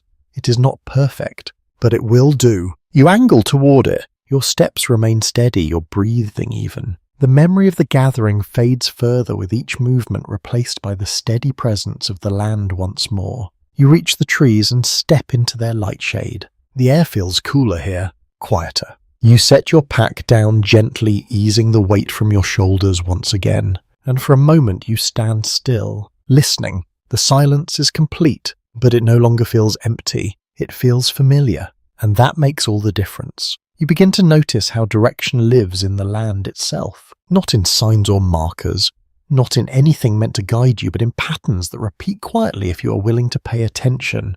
The shape of a ridge, the bend of a river you once followed, the way a line of trees gathers along a low stretch of ground. You stand just outside the small cluster of trees you chose, looking outward before settling in fully. The light is lowering now, not dramatically, but enough to shift the tone of everything around you.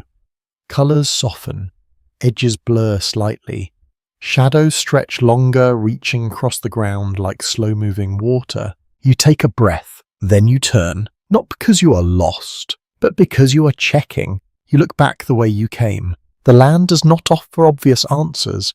There is no clear path, no straight line cutting across the distance.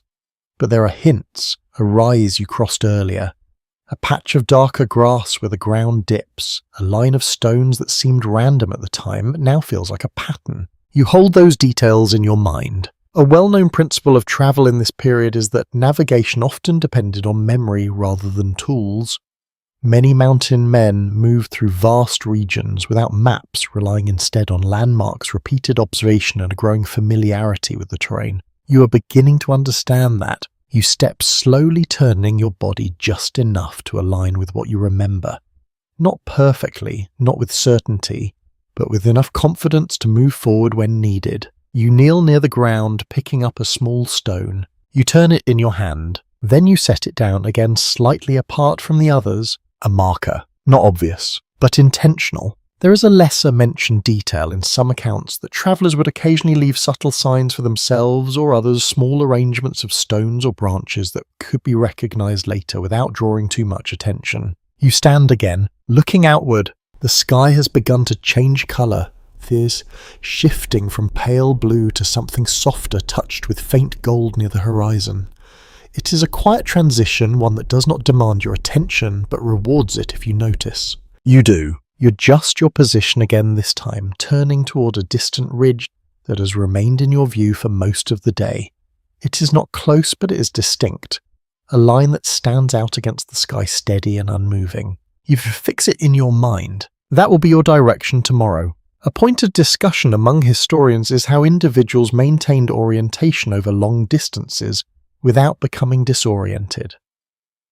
Some suggest that constant visual reference points like distant mountains or riverlines were essential, while others argue that experience created a kind of internal sense of direction that guided movement even when landmarks were unclear. You feel something like that beginning to form. Not precise, but present. You step into the small cluster of trees, now letting their presence close around you slightly.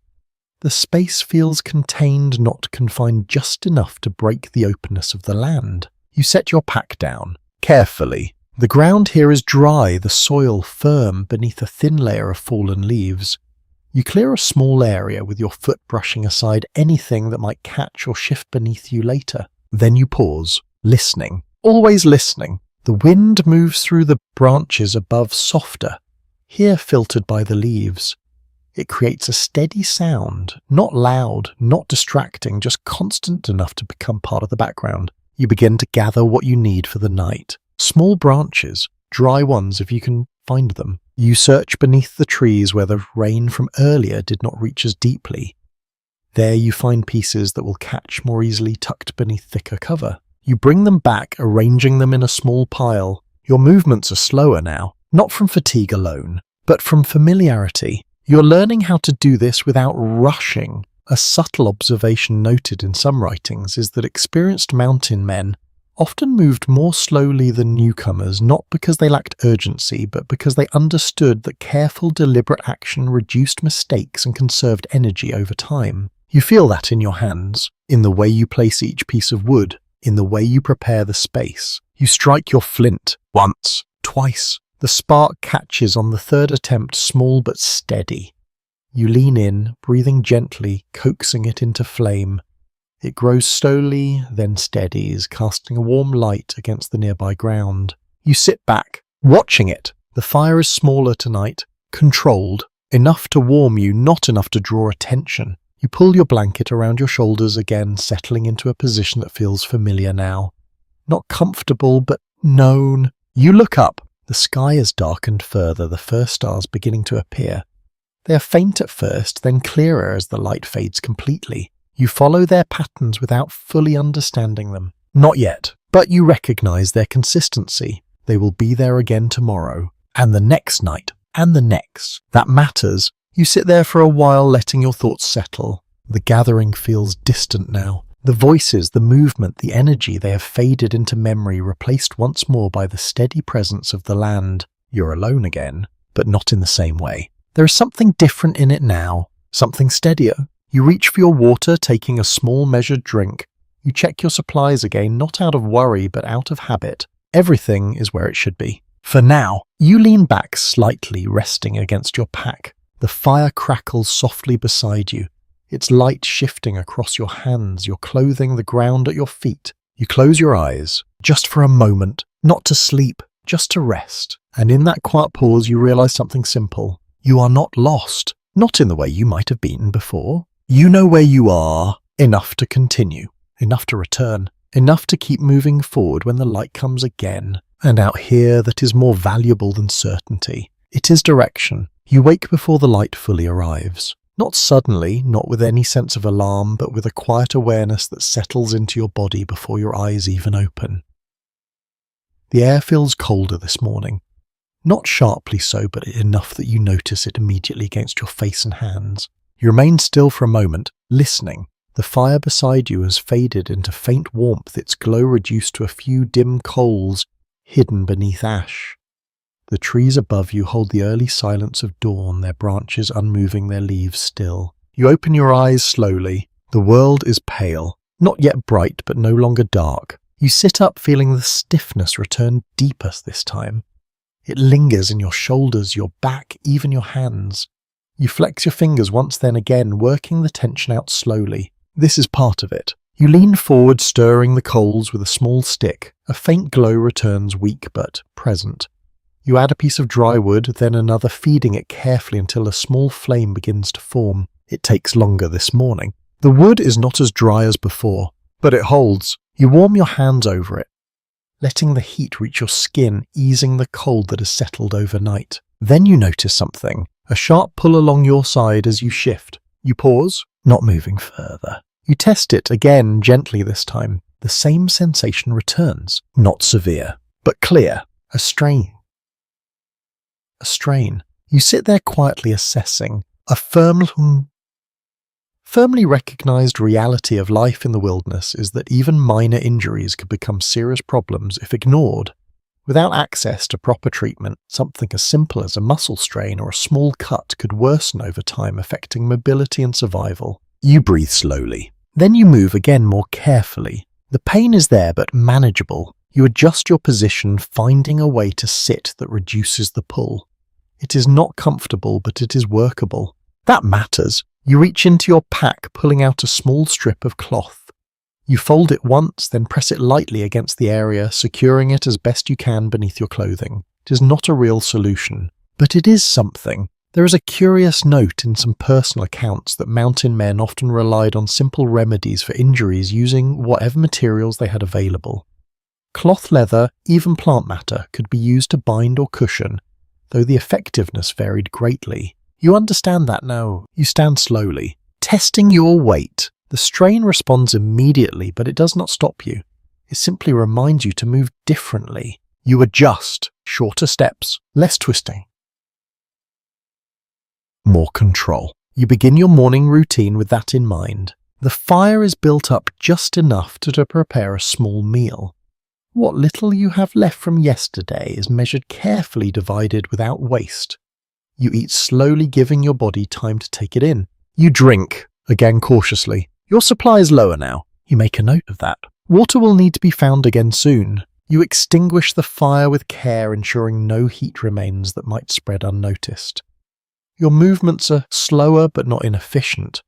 You've learned enough to maintain control even when your body resists slightly. You pack your belongings. Each item returns to its place. Each movement is deliberate. You lift the pack onto your shoulders. The weight settles differently today. Not heavier, but more noticeable. You adjust it until it sits as evenly as possible, reducing strain where you can. Then you begin to walk. The first steps are the hardest. Your body tests the injury, pushing against it, measuring its limits. You respond by easing into the motion, not forcing it, allowing your stride to adapt naturally. It works. Slowly, you move forward. The land stretches ahead, unchanged in its form, but different in how you experience it.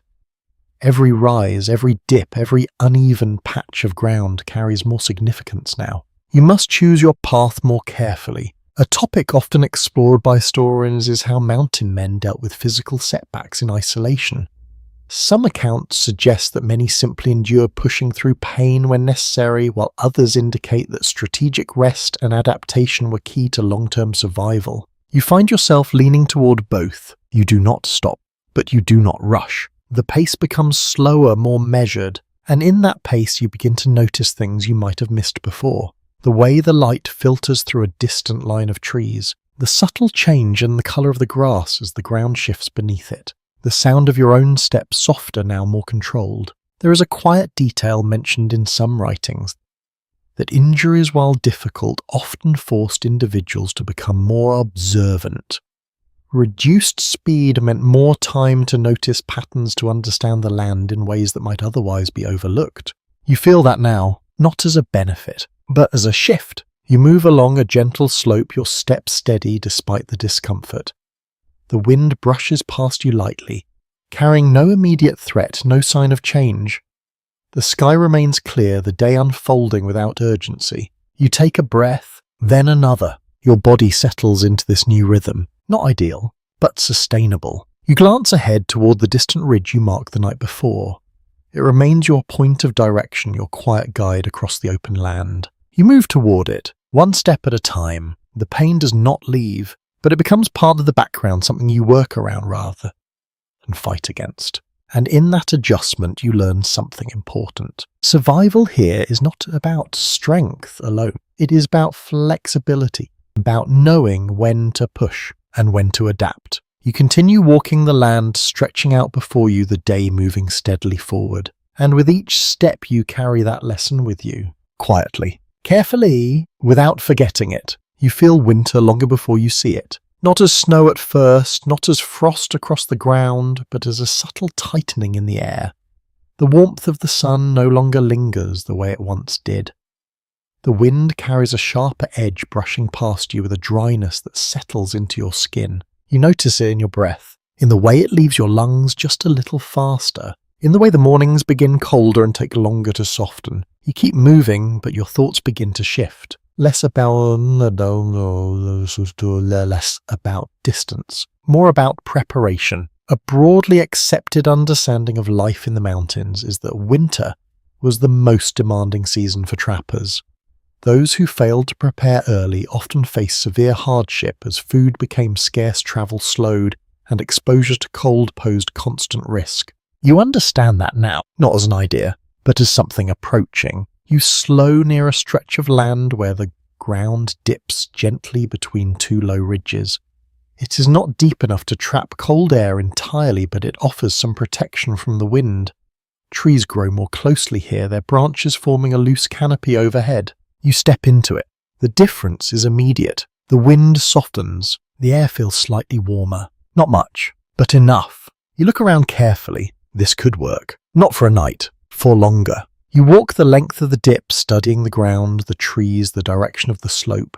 You look for signs of water nearby, for evidence of animal movement, for anything that might support you through more than just a passing stay. You find some faint tracks, old but present, a small line of marking where water might flow after rain or thaw. Nothing certain, but promising. You set your pack down. Then you begin to work. Not quickly. Not yet. You start with the ground clearing a space large enough to rest. Leave small branches, anything that might shift beneath you is brushed aside. The soil beneath is firm, dry enough to serve. Then you gather wood. More than usual, not just for a single foot, but for many. You move through the nearby trees, collecting fallen branches, stacking them in a rough pile near your chosen spot. Some are dry, some are not. You take what you can. A lesser-known observation in historical records is that experienced trappers often began preparing for winter well before the first snow-storing wood and identifying reliable shelter locations early to avoid last-minute scarcity. You feel the weight of that now. You are not late, but you are not early either. You continue gathering your movement steady despite the strain in your side. You adjust as needed, lifting carefully, avoiding sudden twists. The work is slower, but it continues. The pile grows, not large, but sufficient. You step back, looking at it. Then you turn your attention to shelter. The trees here offer some support. Their trunks stand close enough to form a partial barrier, and with a bit of effort you can shape something more solid between them. You begin with branches, larger ones first. You lean them against two of the closer trees, forming a rough frame. Then smaller branches fill the gaps, creating a surface that will block at least some of the wind. It is not perfect, but it is structure. There is an interesting detail noted in some accounts that many temporary shelters built by trappers were not designed for comfort, but for efficiency. They needed to be constructed quickly using available materials and provide just enough protection to make the difference between exposure and endurance. You understand that clearly now. You add more layers, leaves, grass. Anything that will help insulate. Your hands work steadily, your mind focused on the task rather than the discomfort in your body. The repetition helps. The rhythm of gathering, placing, adjusting it settles your thoughts into something simple and direct. Work, that is all. You pause only when necessary, taking small sips of water, conserving what remains. Your supply is lower than you would like, and you know that will need to be addressed soon. But for now, this comes first. You step back again, studying what you have built. It is not much. A low shelter angled against the trees open on one side, but protected from the worst of the wind. Enough! For now. A point of discussion among historians is how much time trappers spent in fixed locations during winter versus continuing to move. Some evidence suggests that many chose to remain in sheltered areas for extended periods, while others moved cautiously following game and avoiding deep snow. You consider that. You will decide later. For now you prepare. The light begins to shift again, the sun lowering slowly towards the horizon. The air cools with it, the earlier edge of winter returning more clearly now. You build a fire, larger than usual. The wood catches slowly at first, then with more strength. The flames rise higher, casting a broader light, pushing back the growing cold. You sit near it, closer than before. The warmth reaches you, easing the chill that has begun to settle into your body. You pull your blanket tighter, letting the heat build around you. You look at the shelter again, then at the wood pile, then at the land beyond. This is different. This is not just passing through. This is staying. At least for a time. You take a breath. The air feels colder, now sharper, more defined. Winter is coming, not tomorrow, but soon enough that it can no longer be ignored. You sit there watching the fire, letting its steady crackle fill the space around you. The land remains quiet, but you know it will not remain easy, and so you prepare. One branch, one movement, one decision at a time, because out here survival is not a single act. It is a series of small choices, made early, made carefully, and carried forward into whatever comes next. The snow does not arrive all at once. At first, it is only a trace, a thin dusting that settles across the ground overnight, barely enough to cover the soil, just enough to change its colour. When you step outside your shelter in the early morning, you see it immediately, a pale layer stretched across everything. Quiet, unbroken. You stand there for a moment, taking it in. The land looks softer now, but you know better. You step forward, your boot pressing into the surface. The snow compresses easily, revealing the darker ground beneath. It is not deep yet, not difficult to move through, but it changes everything about how the land feels. You draw your blanket tighter around your shoulders. The air is colder than before, sharper. It fills your lungs with a clean, almost biting sensation that lingers for a moment after each breath. A commonly accepted understanding of mountain winters is that the first snow often marked a turning point. Travel became more difficult, food sources shifted, and the landscape itself transformed into something less forgiving. You feel that shift now. Not as a challenge, but as a steady presence. You move slowly around your shelter, checking what you have built. The branches hold. The layers you added have settled, slightly pressed down by the cold and the weight of the snow, but they remain intact. You adjust a few pieces, reinforce where needed. Small changes, important ones. You turn your attention to the fire. It must be maintained more carefully now. You clear the space around it, brushing away the thin layer of snow that has drifted in during the night. The ground beneath is cold but dry enough to work with. You rebuild the fire slowly. The wood you gathered proves useful now. Some pieces are damp, but others catch, giving you enough heat to build a steady flame.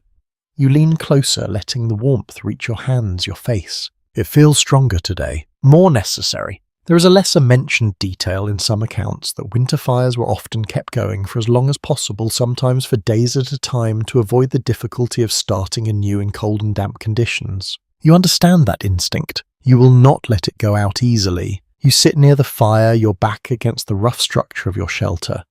The heat reaches you in waves, easing the cold that presses from every other direction. You look out across the land. The snow has changed its shape. Tracks stand out more clearly now. Any movement leaves a mark visible from a distance. You scan the area, noting the absence of fresh impressions near your camp. For now it remains undisturbed. You take a breath, then another. The air is still. The air is still. Almost too still. A point often discussed by historians is how winter silence affected those living in isolation. With fewer animals moving and less natural sound, the quiet could feel deeper, more absolute than at any other time of year. You feel that now. The absence of sound is not empty. It is heavy. You shift slightly, adjusting your position. Your side still aches, though less sharply than before. The rest you have taken has helped, but it has not removed the strain entirely. You accept that. You reach for your supplies, taking a small portion of food. Less than you would like, but enough to maintain your strength. You eat slowly, your movements deliberate, your thoughts steady. The warmth from the fire helps. So does the act of eating. You glance at your water. It is low and colder now. You know you will need to find a source soon, even in this weather. Snow can be melted, but it takes time and fuel, both of which must be managed carefully. There is an interesting observation found in some historical notes. Snow, while abundant, was not always the easiest solution for water. Melting it required significant effort and could lower body temperature if done carelessly. You keep that in mind. You stand slowly, testing your balance, your strength. Your body responds, not perfectly, but well enough. You step away from the fire, moving carefully across the snow-covered ground. Each step leaves a clear impression, a reminder that your presence is now visible in a way it was not before. You look out toward the surrounding land. The ridges, the trees, the open spaces, all softened by the thin layer of white. It is quiet, but not empty. You move a short distance from your shelter, scanning for signs of water. A slight depression in the ground catches your eye where the snow appears thin or uneven. You approach it carefully. Beneath the surface you hear it, faint but steady. Water, moving slowly beneath a thin layer of ice or snow. You kneel, brushing away the top layer. The cold bites at your fingers immediately, but you continue clearing just enough to reveal the surface below. A small stream, still flowing. You nod to yourself. This will do. You gather what you can, filling your container, then returning to your shelter before the cold settles too deeply into your hands. You place the water near the fire, allowing it to warm slightly. Not hot, just enough. A scholarly question often explored is how mountain men balance the need to move with the need to stay during winter. Some suggest that establishing a stable camp early provided the best chance of survival, while others argue that movement remained necessary to find food and avoid depletion of local resources. You consider that as you sit again, the shelter behind you, the fire beside you. The land ahead, for now staying, makes sense. You look at the woodpile, then at the snow, then at the sky. It remains clear, but you know that can change. You pull your blanket tighter, settling closer to the fire. The warmth surrounds you. The cold presses in from beyond it. And between those two forces you sit, not comfortable, but steady, holding your place in a season that does not bend easily. And as the light fades slowly and the temperature drops with it, you understand something simple. Winter is not a moment. It is a test. One that unfolds slowly. One that you must meet with patience, with preparation, and with the quiet determination to endure one long cold day at a time. You begin to notice the change before the snow fully disappears. It starts with sound, a faint drip somewhere beyond your shelter, soft and irregular at first, then repeating often enough to form a pattern. You sit quietly listening, your attention drawn to it in the same way you once followed the sound of wind or distant movement. Drip, pause, drip again. You open your eyes. The light feels different. Not brighter exactly, but warmer, carrying a tone that has been missing for some time. You shift slightly, pulling your blanket aside and step out from the shelter. The snow remains, but it has changed. Its surface is no longer smooth and untouched. Small depressions form where the top layer has softened. Edges lose their sharpness. Patches of darker ground show through in places where the sun has reached longer. You stand there for a moment, taking it in. The air is still cold, but it no longer bites in the same way. It lingers on your skin without pressing as deeply. You draw a breath and notice the difference immediately. It is subtle, but real. A widely recognized seasonal pattern in mountainous regions is that the transition from winter to spring does not happen all at once. Instead, it unfolds gradually with melting, refreezing, and shifting conditions that can last for weeks. You feel that process beginning now. You step forward, your boots pressing into the softened snow. It gives more easily, the ground beneath closer than before.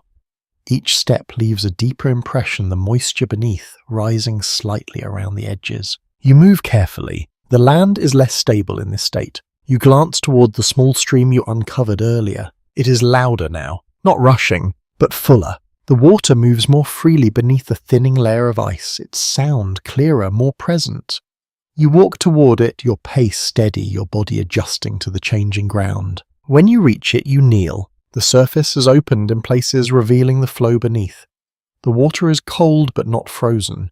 It carries small fragments of ice drifting slowly, turning gently as they move. You touch it briefly, then pull your hand back. Still cold. Cold, but alive. There is an interesting detail noted in some accounts that early spring was often considered one of the most unpredictable times for trappers. While the return of water and movement brought new opportunities, it also created unstable ground-rising streams and shifting conditions that could complicate travel. You understand that now. You stand and look around. The land feels restless, not in a threatening way, but in motion. The snow melts unevenly, creating patches of mud and exposed earth. Small channels of water form where none existed before, cutting through the ground in thin, temporary lines. You step carefully, choosing your path with more attention than usual. Your body feels different too, stronger, less strained. The injury at your side has eased, not gone, but quieter. The days of slower movement have allowed it to settle, to heal enough for you to move more freely again. You test that with a longer step. It holds. You nod to yourself. Then continue. A topic that continues to interest historians is how mountain men adjusted their routines with the seasons, particularly during the transition out of winter.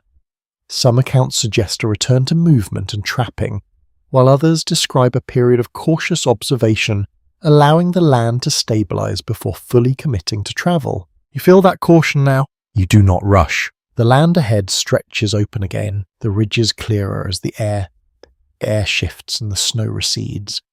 You move toward them, not quickly, but with a steady intention that has returned after the long stillness of winter. As you walk, you begin to notice more signs of life. Tracks, fresh ones, small animals moving again, leaving clear patterns in the soft ground. You pause to study them, crouching slightly, your attention focused. The impressions are sharper than before. More recent. You follow them briefly with your eyes, noting their direction, their spacing, the way they cross and recross each other. Life is returning. A lesser discussed observation in some writings is that early spring often brought a sense of renewed activity not just in the land but in those who lived within it. After long periods of stillness, movement felt necessary, again almost instinctive. You feel that, a quiet pull forward, you stand and continue walking. The wind shifts, carrying a new scent. Damp earth mixed with something green, something just beginning to grow beneath the surface. It is faint but unmistakable. You breathe it in. Then again, the air feels fuller now, not heavy, just alive. You move along a gentle rise, your steps, more confident, your body responding more easily to the terrain. The stiffness that once defined your mornings has faded, replaced by a steadier strength. You reach the top and pause. Looking out, the land stretches wide as it always has, but it feels different now. The white of winter has begun to retreat, replaced by patches of brown-green and the subtle textures of exposed earth. You take a moment, not to rest, but to see. The basin you once worked lies somewhere behind you. The shelter, the fire, the long cold nights, they remain part of this place but no longer define it entirely. You have moved through them, and now beyond them. You adjust your pack. The weight feels familiar again. Not burden, eh? Some just present. You take a breath, then step forward. The ground beneath you shifts slightly softer in places, firmer in others. You adjust without thinking, your body remembering what it has learned. And you continue. The day stretches ahead, the season changes with it, and you move forward into that change, carrying with you everything you've gathered, not just in your pack, but in your understanding. Because out here, survival is not just about enduring what comes, it is about recognizing when it begins to shift and knowing how to move with it. You walk into the thaw with a quieter step than you had before winter, not slower, not cautious in the same way as those early days, but measured. Each movement feels considered without effort, as if your body has learned something your thoughts no longer need to explain. The ground gives slightly beneath your boots, soft from melting snow, yet firm enough to hold you. Patches of earth stretch wider now, the white retreating into shaded places, into corners where the sun lingers less. You move through it all, not as a stranger. Not anymore. You pause near a rise, resting one hand lightly against your pack. The weight is familiar now. It does not feel like something you carry. It feels like something that belongs with you, shaped by the same days, the same cold nights, the same steady effort. You look out. The land is wide. It always has been. But now it feels different, not smaller. Just understood in a way that is difficult to describe. A well-documented truth about the mountain man life is that those who remained in the wilderness for extended periods often developed a deep familiarity with their surroundings, not just in geography but in rhythm. They came to recognize patterns of weather movement and change that were invisible to those passing through, briefly. You feel that rhythm now, in the wind, in the light, in the quiet spaces between sounds. You step forward again. The ridge you have been moving toward is closer now. Its shape is clearer, its details more defined. You can see the breaks in its surface, the places where it dips, where it rises again. You walk toward it, not because you must, but because you can. There is a subtle detail found in some accounts that many mountain men spoke very little about their experiences when they returned to settlements. Not because they had nothing to say, but because much of what they learned could not be easily explained to those who had not lived it. You understand that some things are felt, not told. You reach the base of the ridge and begin to climb. The slope is steady, not steep, but enough to remind you of the strength you have built. Your steps find their place naturally, your breathing, even your body moving without hesitation. At the top you stop, and you look. The land stretches out in every direction, open and quiet, shaped by distance and time. You can trace parts of your journey now, not in exact lines, but in memory. The basin where you set your traps, the trees where you rested, the place where you first stepped away from the settlement. They're all there, somewhere, behind you. A question that scholars often return to is what drew individuals to remain in such a life despite its difficulty. Some suggest economic reasons, the value of pelts and trade.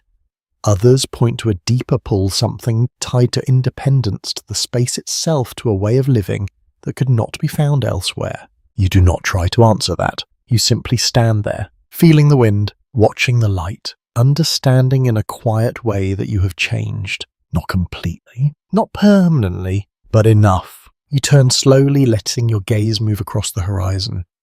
The world feels both vast and contained at the same time, a balance that no longer unsettles you. You take a breath, then another. The air fills your lungs easily. You adjust your pack one last time. Then you begin to descend, not back toward where you started, but forward into whatever comes next. Because that's what this life is. Not a single journey, but a series of them, each one building on the last, each one leaving something behind. And as you move down the ridge, your steps steady and sure, the land opens once more, offering no promises, only the chance to continue. You take it, quietly, without hesitation. And as the day begins to soften once more, the light stretching gently across the ground, you find yourself settling into a slower rhythm. Your pace eases, your breathing deepens. The sounds of the land blend together. Wind distant, water, the faint movement of life returning. You do not need to focus on them now. They are simply there. You walk a little farther, then you stop. Not because you must, but because it feels right. You set your pack down gently, the motion familiar, almost automatic.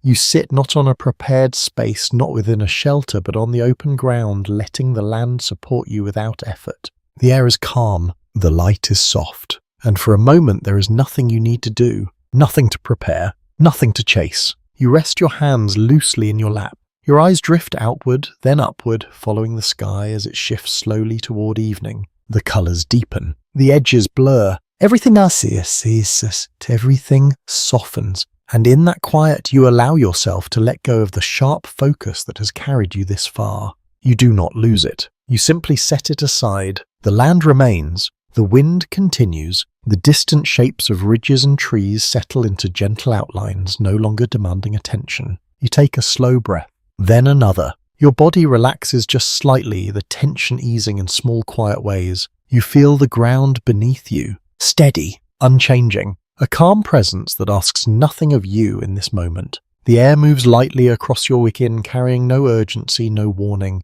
Just the soft reminder that you are here, that you have been here, that you have moved through something vast and demanding and come out the other side. And now there is only this, a fading light, a quiet breath, a steady presence that surrounds you without pressure.